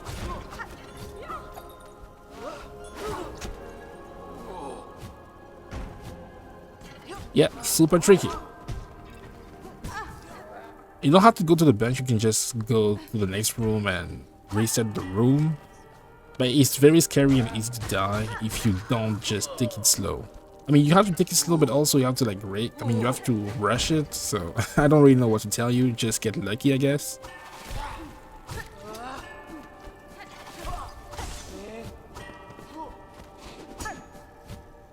I guess it could be possible for you to skip going to the left side if you just make it up, and boom. Okay, that was scary. You can easily die here, easily.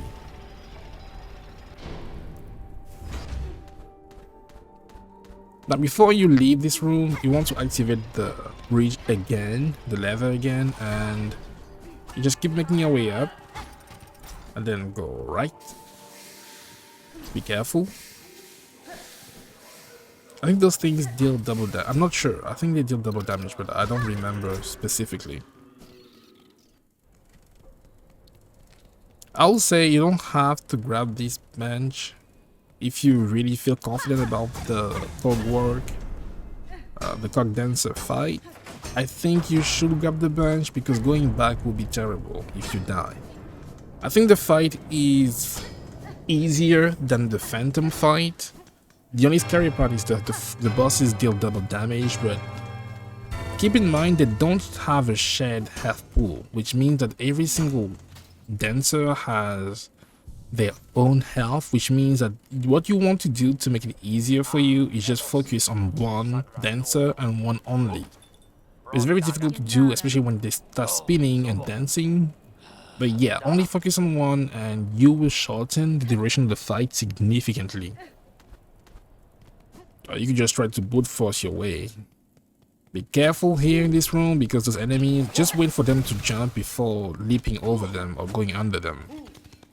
Just wait for them, there we go. You don't have the grappling already, and the range for the... I think the range for the pogo on the Wanderer is not great. So you can end up just colliding with the enemy if you try to pogo them. So this is why I just take it slow here by waiting for them to leap, and then I go beneath them. If you feel confident again, you can just try to go as fast as possible, but in my experience, you don't want to fight the boss fight with you don't want to start the boss fight with only 3 masks, because again, double damage. I love these fights. I feel like I love almost every single fight. Again, the ones I don't like are the ones where you have to face enemies, which can summon other enemies, but this one is so fun.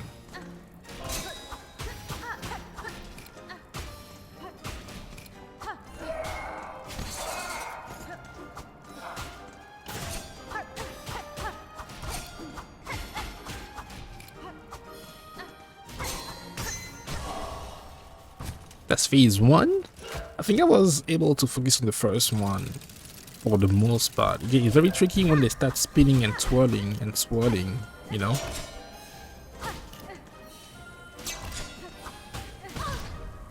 That was very unfortunate.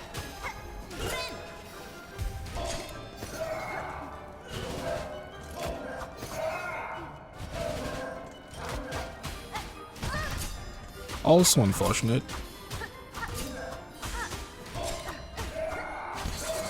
This is where you heal.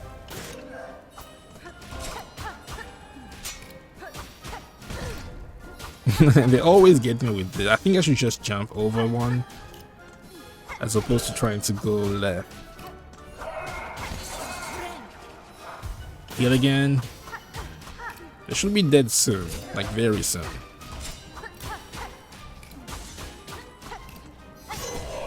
There we go. Now the last phase, the last phase is the best one because the game is trying to throw off your rhythm. You get used to having them move at the same time, and now they move out of sync. And this is why I think this fight is brilliant. Honestly, this game is just brilliant in so many ways. Just be careful, only follow one at a time is easier. I didn't mean to bounce on the enemy right there. That was very unfortunate.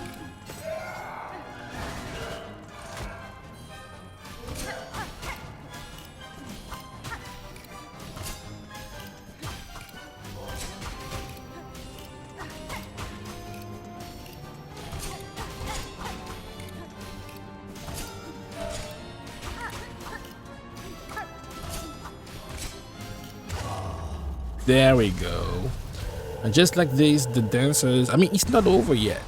I think you can still die to the last phase, which will be very unfortunate because it's not even a phase.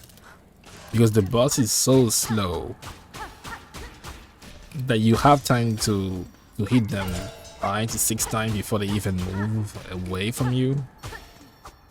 Would that be considered a phase? It's a very sad phase though, because they want to, they want to grab the partner and dance, but they can't because you killed the partner.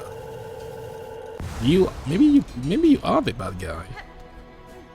A beautiful fight with the beautiful music that goes with it. Okay, we are halfway there, by the way, halfway there, and I think the trickiest part is still ahead of us. It's not even fighting Greymoor or Lace. No, the trickiest rooms are still ahead of us. So here we want to accept the quest, which is to find the 3 melody. We also want to make sure that we grab the pale oil because, in my opinion, getting your nail to be the best possible is in your interest because that is going to shorten how long some fights take. I think in boss fight it doesn't really matter that much because you can get it's just easier to learn the boss's patterns and you will get it eventually. But for arenas and how many of them there are in the game, I think having the best possible damage is mandatory. Mandatory. It's actually very good that maybe like 2 hours or 3 hours into the game you get like 2 nail upgrades, because the way I see it, if you want to use this playthrough to maybe later get a sub 30 hours 100% completion run, you will have, if you decide to go back to Bone Marrow, Deep Dogs or Bone Bottom, you will have a +2 nail, which is amazing. This room can be cancer, take your time, there's nothing to worry about, you have all the time in the world. Be careful, those guys can deal double damage too, because of course they do. Almost there, to the wall, there we go. Wait for it. I think it might be better to run on the wall here as opposed to jumping. It might be better to run on the wall. If you don't know, you can just run on walls by pressing the dash button. I think it might be better. Also, don't forget to open the door for later in case you die. You also will have to come back here anyway. Pace yourself. It's okay to lose time here if you can guarantee that you actually make it. Now we need to go grab, I think we need to grab the pale oil and also another upgrade, which is going to allow us to grapple, to use the harpoon. It's going to improve your mobility and also make it easier to navigate and kill some fang enemies. And because we activated the leather earlier, we don't have to do it again. We saved like 15 seconds there.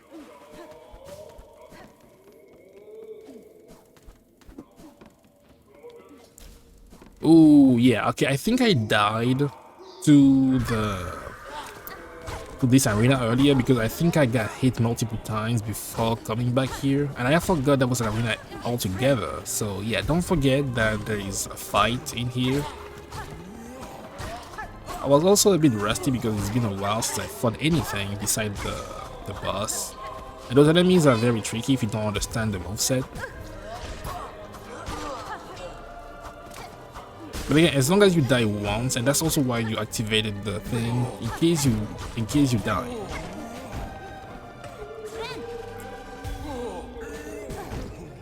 This is very this is very tricky.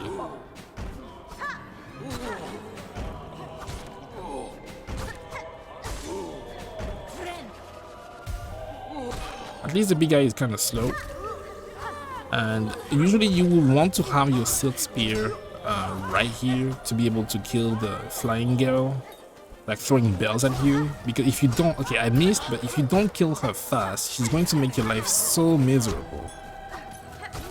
But one and only one Silkspear will be able to kill her, and I don't have my thing right now, so I can't use it. I think I still have the berry. Oh no, I still have, I think I did switch to the spear. So yeah, I guess you could do that.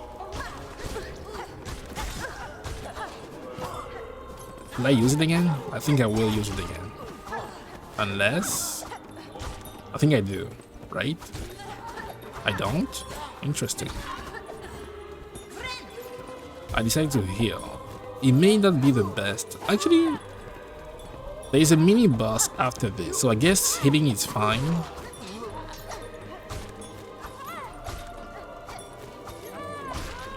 The most annoying, one of the most annoying flying enemies in the game, by the way. So this is a guy who is pretty much like the Widow, you know, he can leaps. And you just need to make sure you're not in the way because that's double damage, because of course it is. So wait for it to dash and then go pogo, hit the boss once or twice, and boom. I think again you could have the parry here, but Silkspear is just better overall in this location. The reason why is because you will be able to use the spear to kill those bell throwing enemies, which is very important because they can make your life miserable. I guess the next thing we need to do now is to get the pale oil, go back to Bellhart, and then get the upgrade, and then come back, get the melody. Yeah, mostly this part of the run is just you platforming. You don't really do much besides going left, right, down, up.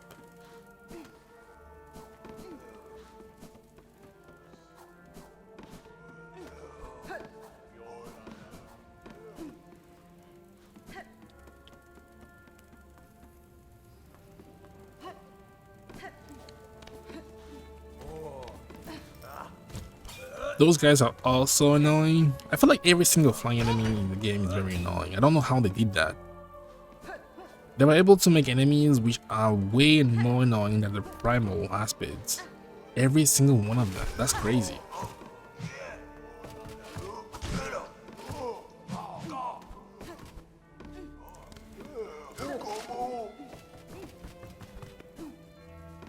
Oh, that sucks.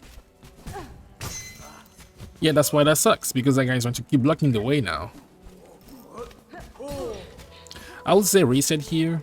I mean, go back to the other room and come back, because that flying guy is going to be on your ass forever.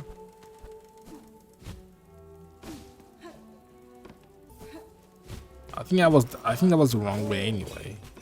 Yeah, he was the wrong way. We have to go left. Okay. And this is where you would find, after solving the puzzle here, this is where you would find the pale oil. I think I was getting confused.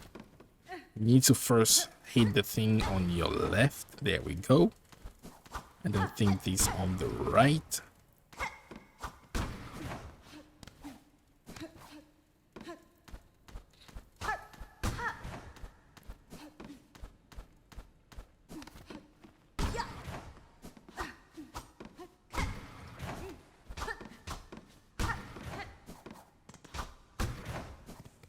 There we go. Not the best, but it gets the job done. And we got the the first pale oil, which is going to allow us to have the second nail upgrade, which is very important if you want to have the best of time, because remember, you're not supposed to be here unless you have 7 or 6 masks and way more tool damage and even more relics or tools to use.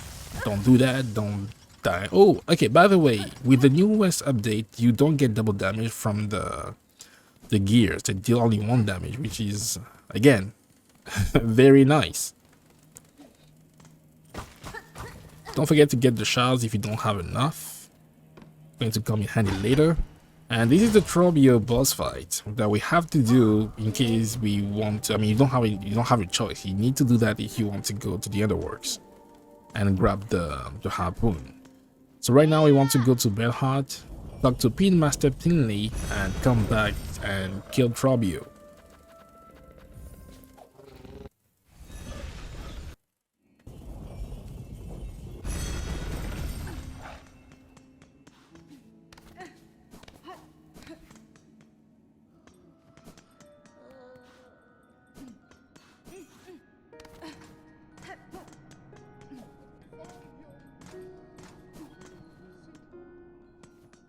Bonva nama elo. Serrakar.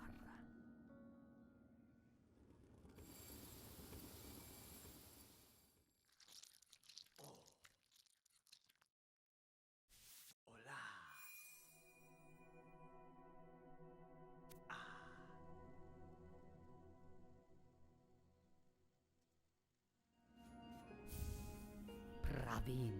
Hasbin? Zazama. Congratulations, now we can head back and your damage should be significantly better now. Why am I going this way? I was about to say, why are you going this way? I think I was getting nervous because I knew that this last segment is very tricky. Not the first or the second melody, but there's an arena in the Underworks, and this is also why you need more damage. I think it's easy to die in the Underworks. Like, you do have I went for the parry here. Smart move, because you can deflect the tornado. And Trobbio will try to get you in a bad spot. I think I get some juice here and then I reset. Yeah. So get some juice to start the fight with, you can either do that or just die early. I know it sounds weird, but you can just die pretty early to Trobbio. That way you can guarantee that you have a cocoon just there in case, because the tornado is the worst thing he can do, and sometimes if you get bad RNG, he can corner you, you know, and use the balls and then use the tornado. And there's nothing you can do, and you're going to die. Unfortunate. Yeah, balls in your face. Very unfortunate.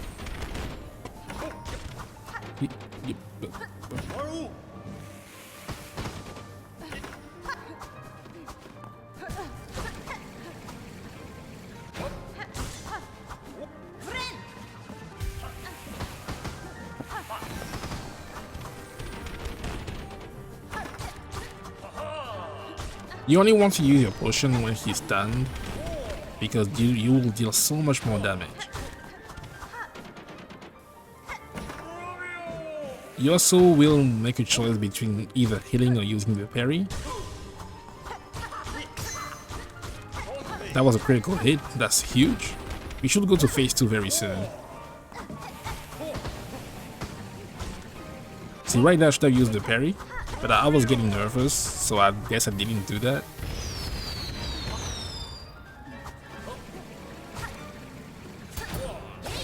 There we go. There we go. This is why you have the parry, just in case he does that. Uses the thing twice. See, now I don't have... Ooh, that was a very clutch stagger there. That was a very good stagger there, because I would have getting hit. There is no way I would have been able to avoid it. Another parry, huge. The parry coming in clutch. Oh, the parry coming in clutch. This boss is so dramatic, man. Trobbio! This boss is so dramatic. I love it. I guess you could use the claw mirror. I guess. I don't personally love it. But I guess it could be... I don't know what you would use it. You would swap it for though. I don't know. I don't think you need to use it. You don't have to.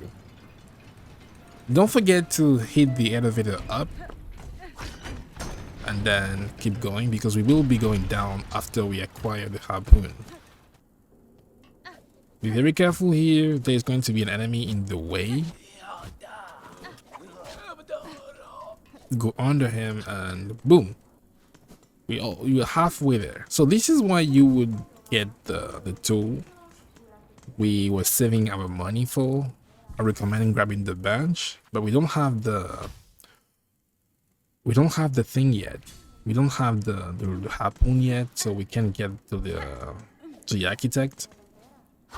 But I also take the time to switch back to the harpoon, to the spear, because I think here's the thing, I think the parry is very good, but also very situational. I don't like using the parry against flying enemies because they will tend to just stay away from you anyway, and you will not be able to counter them even if you land the parry, which is why I recommend using the oh my god. This is why I recommend using the spear, because at least most of the time it's going to be one shot kill. Be very careful, this explosion can deal double damage.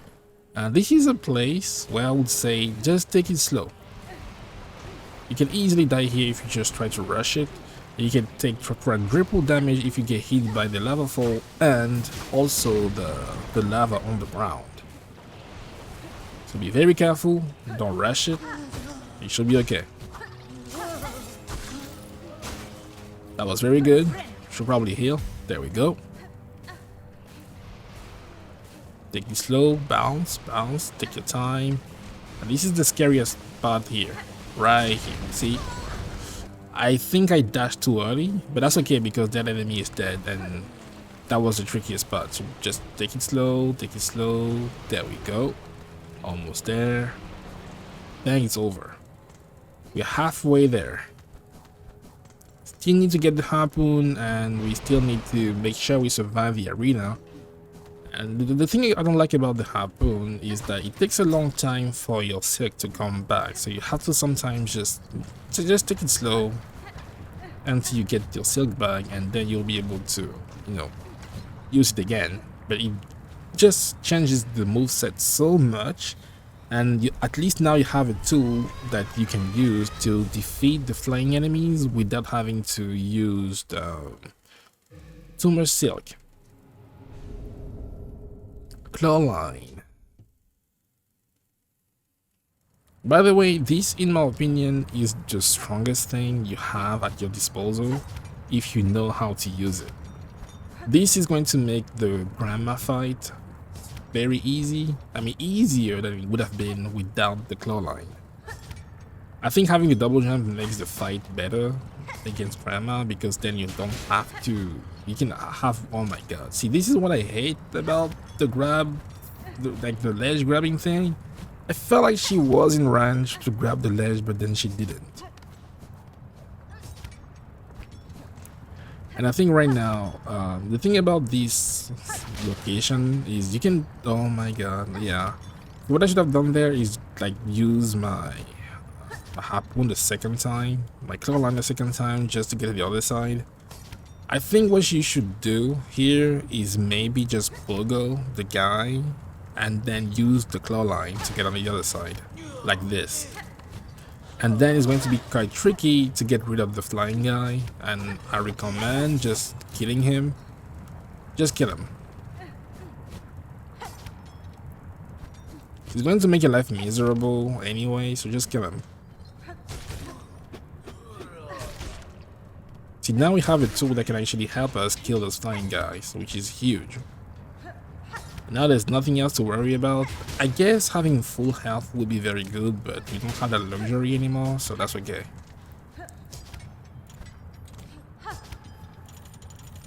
We have some juice, just in case, don't forget to use it.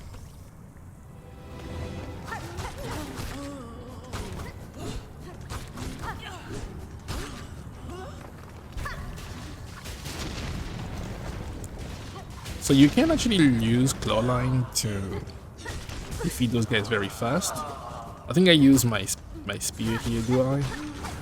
I don't. I just use my. I think I decided not to use it because I had my Clawline, my harpoon. There we go. Don't forget your juice. Don't forget that you can actually, if you try to go back, you can actually kill those guys very fast. The guys with the explosives. And the boss should be dead in 3, 2, 1. There we go. It's not over yet though. Okay, I don't know why it didn't work there. I think I got scared. I think I got scared. I didn't try it again. And boom, you did it. It could be very scary, mostly because those flying guys will keep chasing you. And here, I think this is where we get the wheels. The wheels are really good. And this is where I noticed that I was one rosary off. I tried to go back. See, this is what we need, the Cogwork wheel. And I didn't have enough, which was, it was very crazy. I was one rosary off. That was so funny. But yeah, every single one of those bowls matter. So we need to kill one guy, and I think I was thinking about the best way to do this because we don't want to lose too much time here. And I do think you don't have to buy the wheels, but it will come in handy. If you don't do it, I think you're going to have a harder time in the upcoming arena. And that's all the money we're going to need for this run. 360. That's crazy. I was like one rosary off.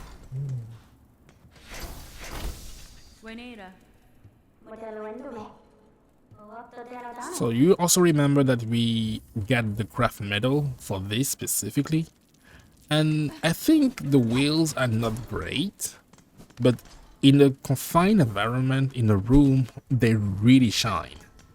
And we also have 8 of them, so I would recommend just starting to spin your wheels pretty early. That way you can guarantee that they keep bouncing on the walls and coming back. Those are very good tools in a closed room and not against flying enemies, because they just fly away, you know. And because we activated the elevator previously, we can just make our way down, and we are trying to go back and learn the other melodies. And now we can actually progress in the Cogwork session because now we have the Clawline. This has to be the most efficient way to do this because we don't really lose too much time. Oh my god. Except if you do that, I guess. But we don't really lose too much time. It's very efficient. We only fight bosses which are challenging, pretty rough, but at the same time we have some save points we can come back to in case we mess things up. So I guess it's not too bad.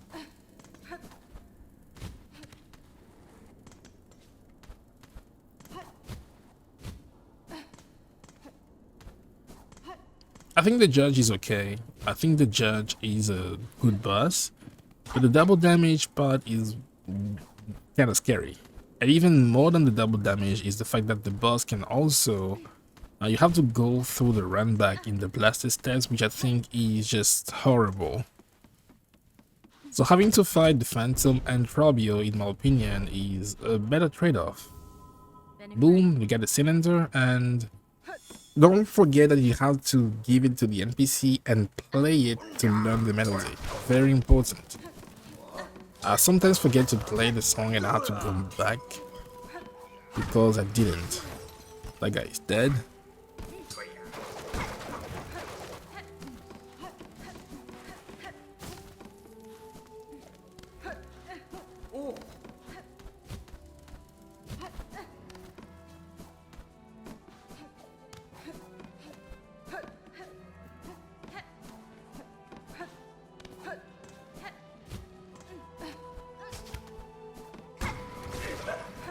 That was very good.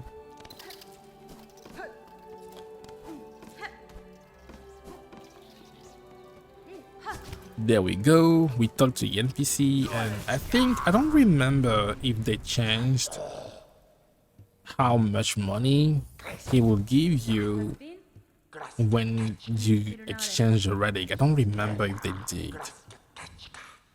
Because you get a lot of money here. 360? What? Cadestre. That's a lot. Was it always that much? Whoa, that's like a lot.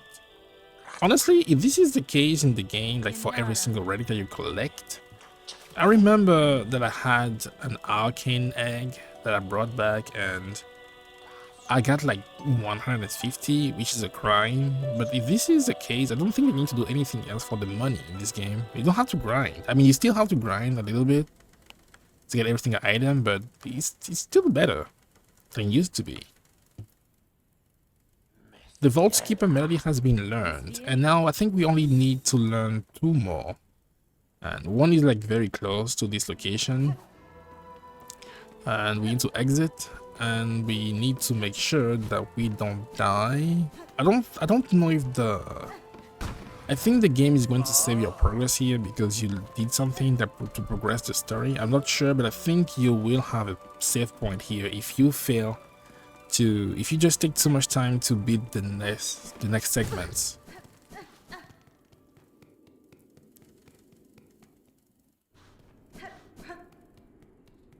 I accidentally hit the lever. That would have been terrible.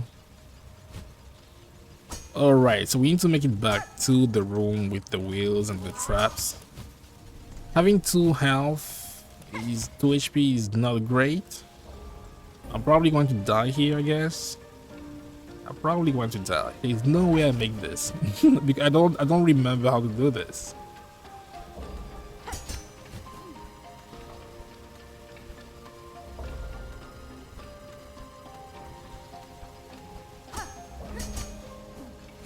No, see, that's what I'm saying. She should have been able to grab onto that ledge there. She should have been able to. Come on, man. Oh my god. Okay, that was too soon, I guess. Come on, there we go. Okay, don't forget to activate the shortcut here and sit on the bench. Very important because that's like the hardest platforming section in the game in this run. Not in the game, in this run is ahead of us. So we want to make sure that if you die or need to reset, we reset here and not all the way back to Bellhart. Well, that's not good.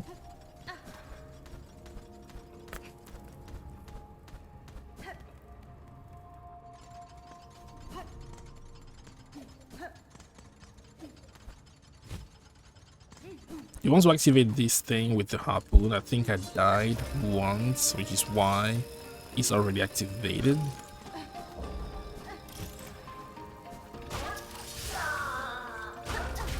You can easily kill those teapot guys, but those ones very scary. Very scary because of double damage. Very, very scary.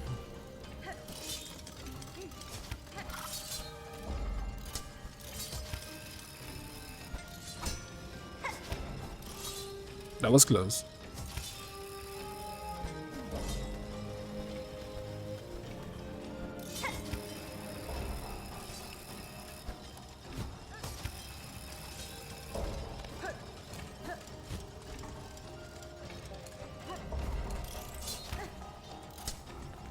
Over here you can wait for the enemies to come back and you can hit them through the platform and get some silk. Just in case you need to heal. I think you should have enough by the time you kill them both. You should have enough to head 1 full heal. Unfortunately, using your harpoon also uses your silk, so don't forget to grab the lever to get another shortcut, and you're almost there. Almost there.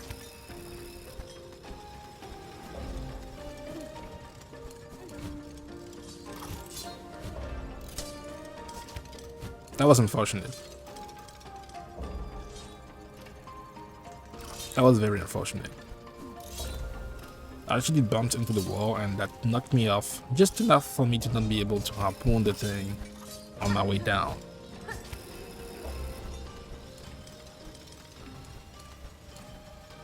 I often forget that I actually have the ability to run on the walls. So this is better, and then I think we should be okay.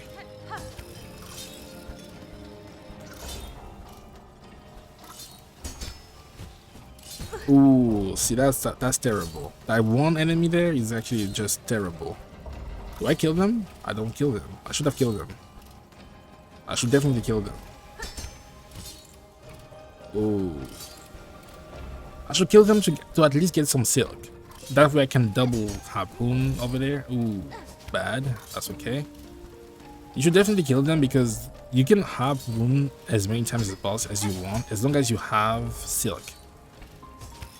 So killing that guy over there would have been a better idea, just to try to just brute force my way here. But I guess it doesn't matter. Okay. It doesn't matter, we made it. Oh, okay, we did not make it yet. Oh my god. Oh my god, those guys are scary.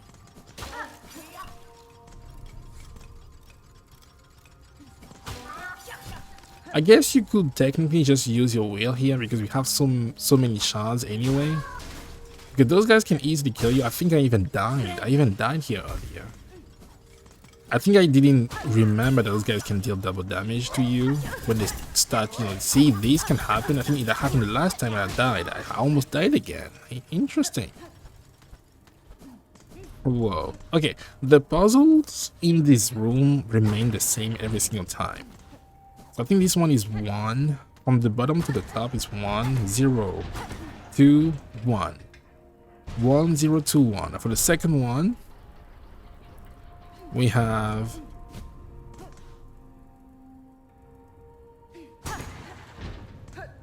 one, 0. I mean, no, 0, 1, 1, 2. Wait, what? 1, 1, 2, 1? I don't know. I think it's just better to just hit the thing as many times as I did. Anyway, I was trying to remember. I think you should have a note of the puzzle because it doesn't change if you die or with each run. It's still the same, so you should just keep that in mind. I think the last one is like 3, 3, 0, 1 maybe. Wait, that's 3, 3, and then what am I waiting for? 2 and 1. So 3, 3, 1, 2. And this, by the way, this right here is my favorite moment in the game. Like boss fights excluded. It just every single time I witness this, I get goosebumps every single time. It is so well done.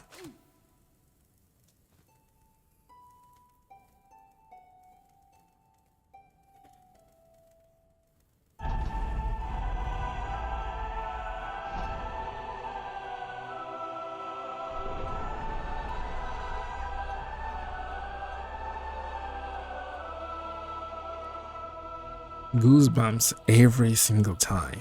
I love this game. I love this game so much. Anyway, we need to make our way down, and this is the second melody we learned, and this is also going to be a save point if you want to restart and reset in case you mess things up, which is probably going to be the case because this last part is, in my opinion, the hardest one in this run because we only have 4 masks. Now, something I should have done here is to grab another mask. You're going to see why. In 3, 2, 1. Right on time. See, I mean, the good thing is we come back here with full health, which I guess is better. But yeah, I should have hit that one thing on the wall one more time to get the full heal, and I would have been able to clear this room 10 seconds faster.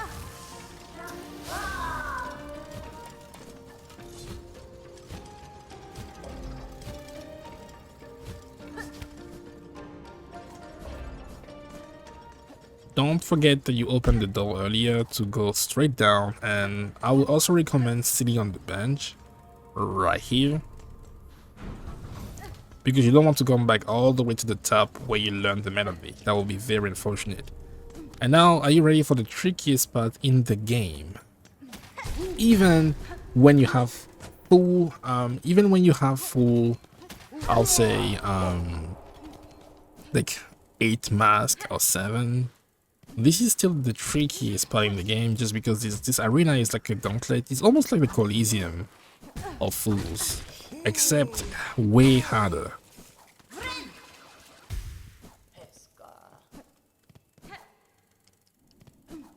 And we don't have the luxury of having 7 masks, or having more tools, or having more spool. We just need to make do with what we have. Very unfortunate that I got sat on.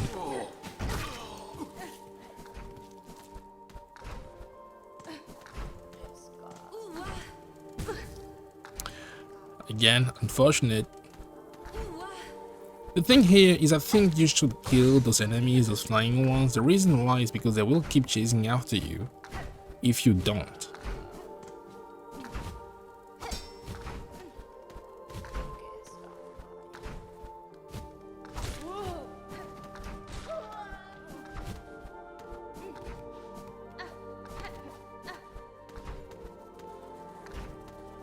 See, that one over there is definitely, she definitely has to be killed. You want to aggro them and then just wait for them to come down to you, to your level. They will prevent you from going across, so you just have to be dead. There we go, she's dead. And just like this, your life is like 10 times easier. There we go. You want to jump over the enemies over here. You don't need to fight any of them, except maybe if you want to get some silk, but I don't recommend that because the guy sucking your silk is going to be there, so we don't need the silk.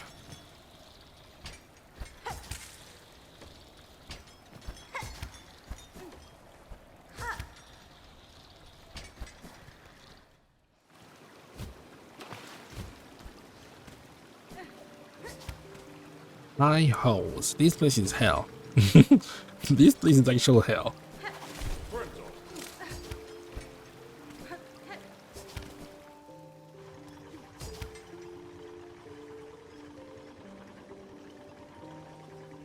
All the things you have to do here is like, it's just so much.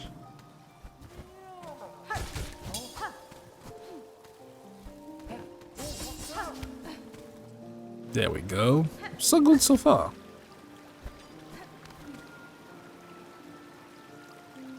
You want to wait for the guy to be on his way back, that way we don't bump into him. That would be very unfortunate.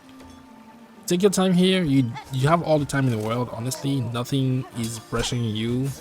You don't have to rush anything. Here we want to go down. I don't even know how you're supposed to do this without the float. I don't think you can. I mean, I think you can. But if you only have, let's say you only have the Hunter's Crest and you're trying to pogo here, because you can make it down, but how would you be able to pogo if every single time you try to do it you pogo at an angle? It's going to be so awkward.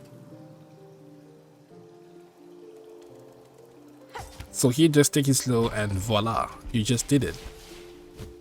I mean, almost did it. Want to go down, and very important here that you grab this bench, mandatory.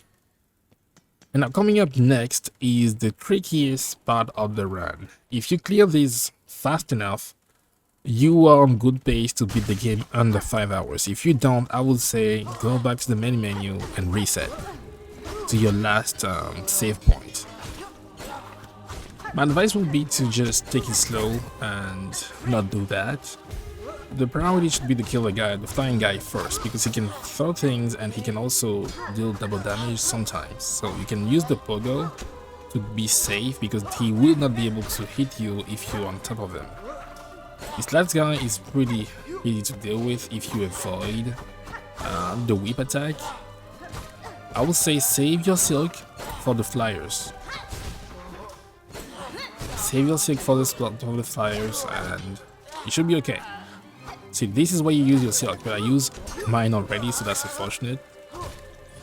The guy sucking your juice is also a problem. I missed the bell throwing lady, so I'm in trouble. But that's okay, because the silk sucking guy is dead.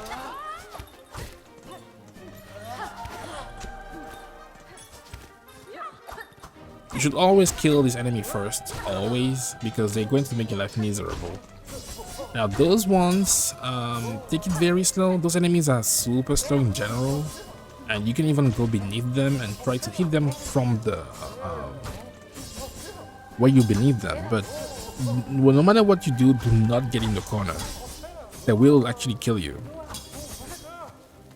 I really hate how often they can parry your attacks. Use the spear, boom. Now for those guys, I recommend just killing one guy first and baiting their attacks. See how sometimes I will pretend to go left and then I will go right? It's how you do it. And even then, they will still almost kill you. When one is died, but when one dies, then your life is significantly easier. I almost died again here, but that's okay.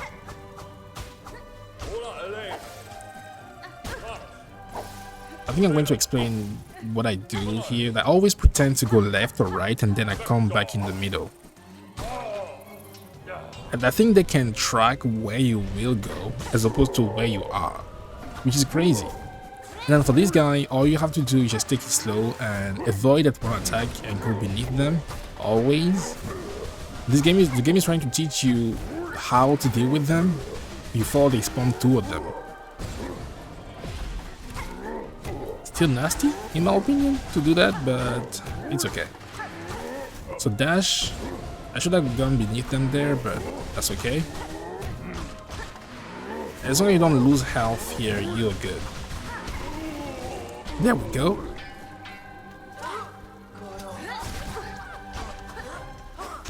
See how I use my spear to immediately kill that bell thrower the moment they spawn? You should be very careful because if you allow them to remain alive, you're going to make your life so much harder.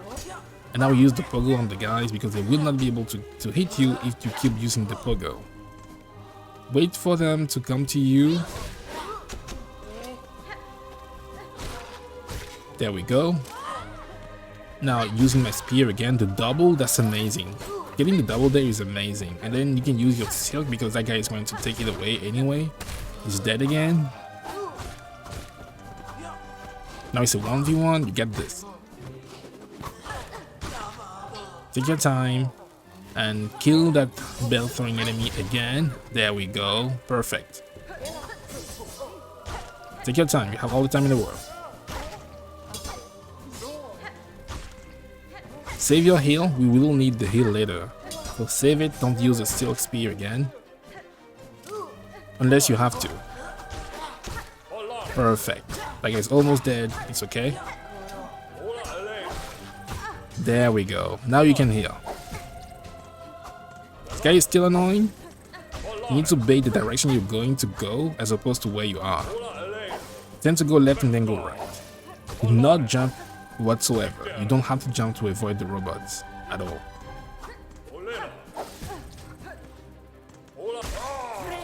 Heal, and then you can spam the Cogwork wheels immediately, all of them.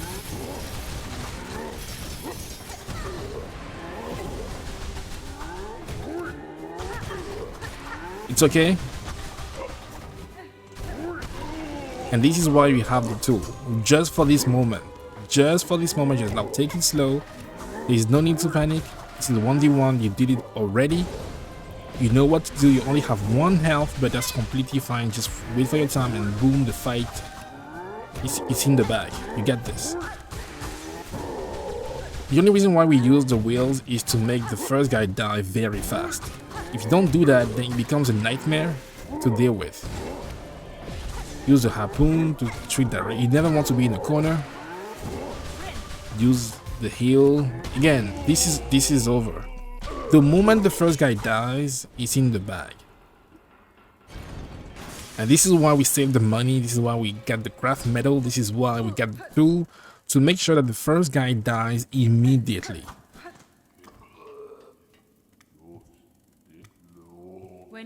Even if you fail, I'll say if you waste 30 minutes here, it's worth resetting completely. But if you still fail 3 or 4 times, I guess you can just keep going, because by the time you end the run, you're going to have an hour, like more than an hour left anyway. So keep that in mind. If you feel like you wasted too much time, you can just go back. It's going to bring you back to the moment you learned the previous melody, which is fine. But this is the hardest part of the run, in my opinion. Even harder than the mist, or going through Sinner's Road, or even fighting the next 2 bosses. The reason why is because I think the next 2 bosses are designed around you having that much health, but not this arena, because the guys with the robots can be a run ender, and I'm still trying to understand how they work. I feel like they will target you, they will try to aim at you before you even go left or right. I feel like they will know where you will go next, which is crazy to me. This is why I realized that I don't have to jump when they attack. I just need to pretend to jump and just, you know, pretend to go left and then go right. I also recommend grabbing the bench below before you go to fight Lace. I don't know why, but for some reason I feel like this right here should be something that you do to make the story move forward. I think you have a save point here, I'm not sure. So just to make sure that, well, we don't go back all the way to the previous bench, I would say grab the one below and also switch your tool, because we won't need the wheels anymore.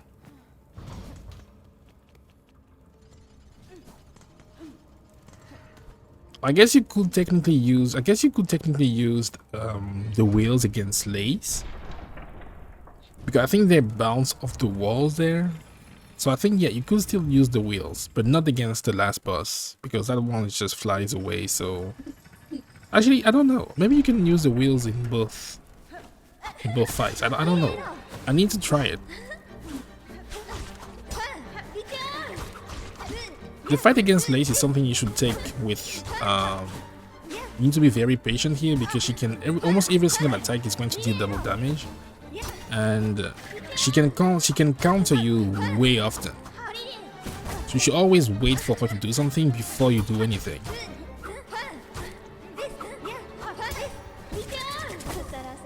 Unfortunate. That was very close and very good.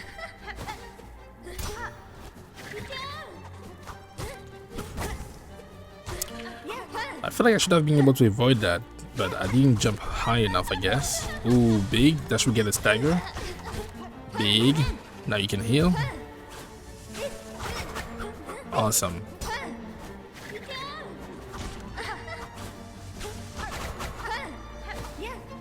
This is also a very fun boss fight.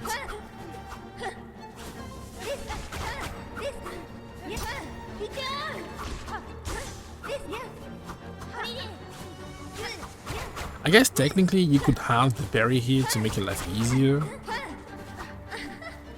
I guess you could.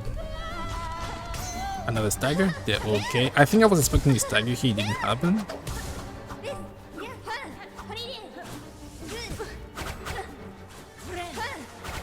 Amazing. Oh my god, that's perfect.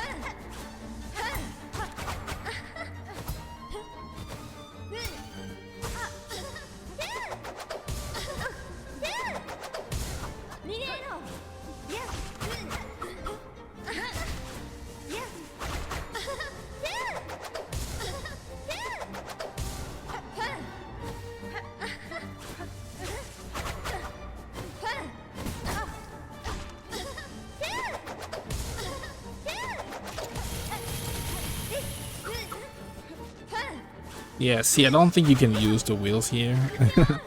Ooh, that was very close. I would have been dead there. Ooh. I would have been dead there if I didn't use my dash to reposition myself. And also you saw that I tried to rush into her to hit her, but I bumped into the enemy. If it was an enemy that would deal double damage on impact, I would have been dead there.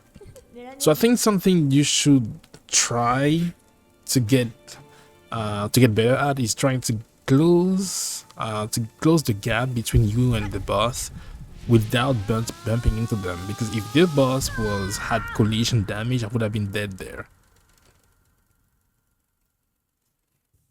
I never understand how far I can travel when I dash. I think it might be even better to not dash at all and use the harpoon because it's safer. I think it might be better to just use the harpoon. I just don't like using it against lace, because something to keep in mind is that the harpoon consumes silk.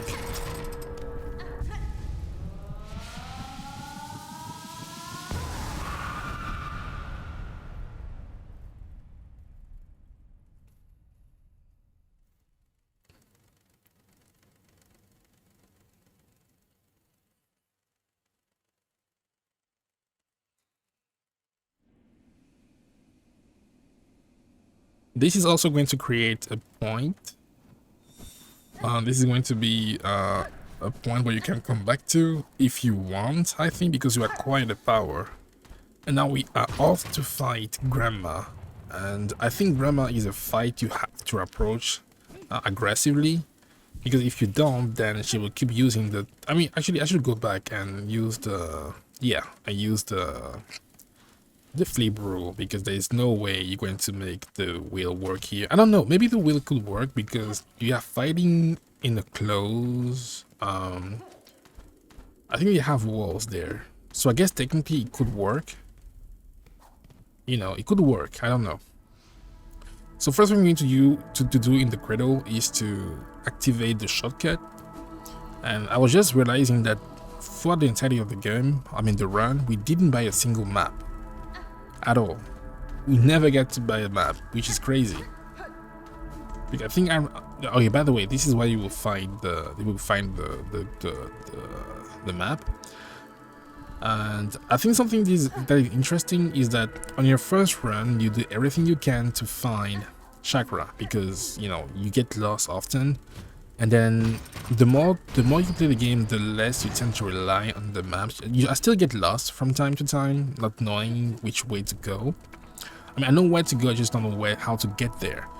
But yeah, the more you play the game, the less you tend to rely on maps, and the less money you get to spend, because the maps are expensive.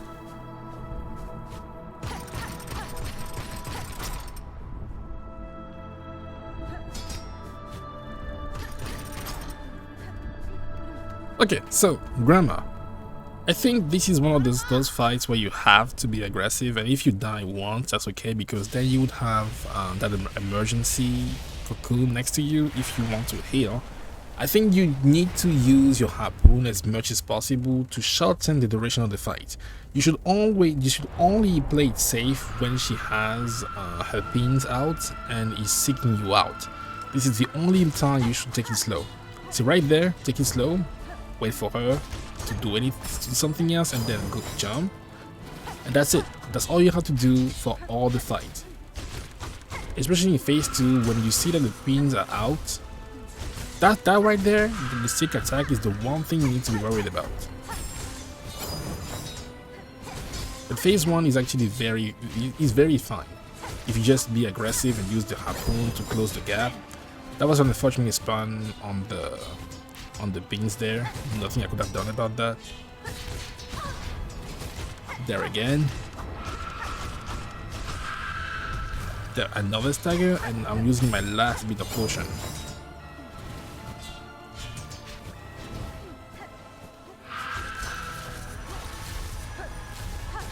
There we go. Unfortunate, and this is why you have the cocoon. This is why I said that it's okay if you die once, that way you have the cocoon ready, just in case you need to heal. Wait for the pins to stop targeting you. Take your time. She should be dead. There we go. Now in phase 2, you have to do the same thing, but you also have to be mindful of the projectiles, or rather the things falling from the sky. This is the only issue in this phase. If you stop paying attention, you will die.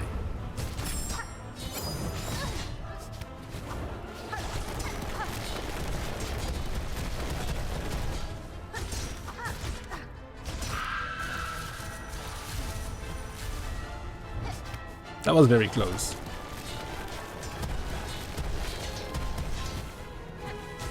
Take your time. You already made it halfway. Oh my god, that was still close.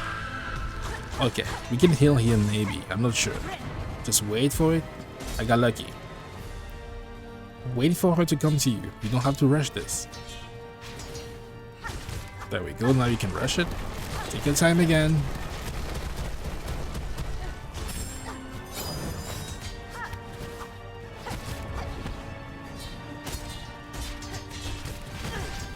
That was very unfair. I should have waited there.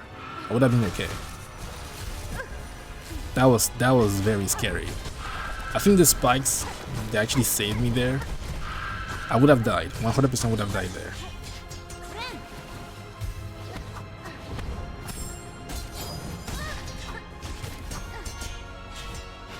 You're almost there.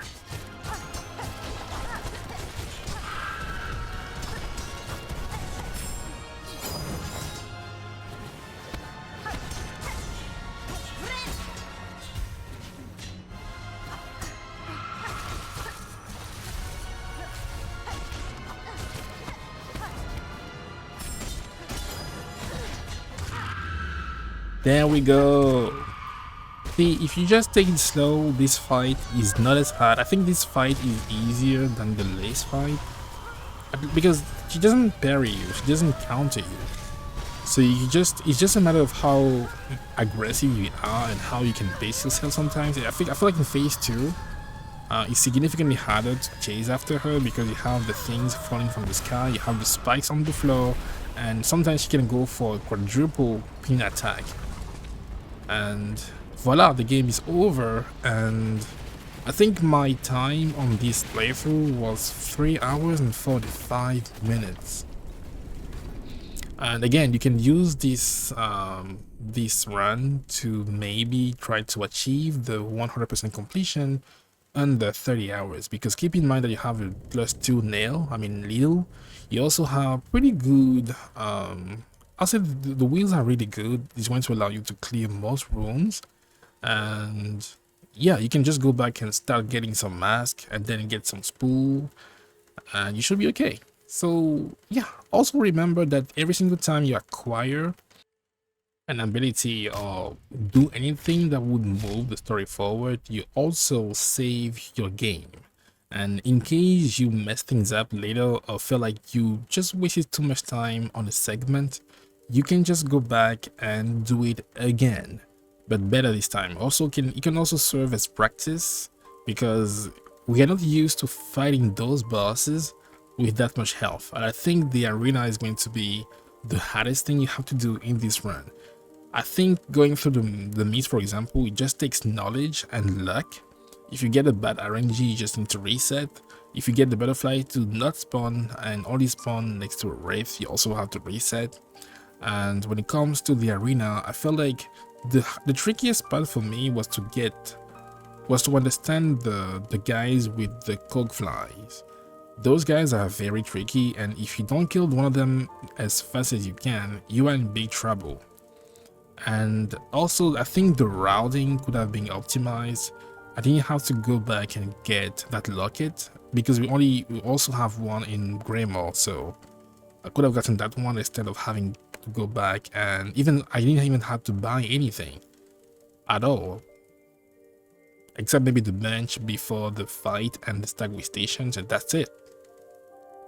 So yeah, this one definitely has some potential optimizations, but again, I have like an hour to spare, and just keep in mind again that if you fail, you can just go back and try again. You don't have to start the run over, just need to take it slow and you can practice. If you enjoyed the video and found it informative, drop a like, subscribe, and I will keep posting more Silksong related content. You got this, don't stress it. It's okay. Have a good day. Peace.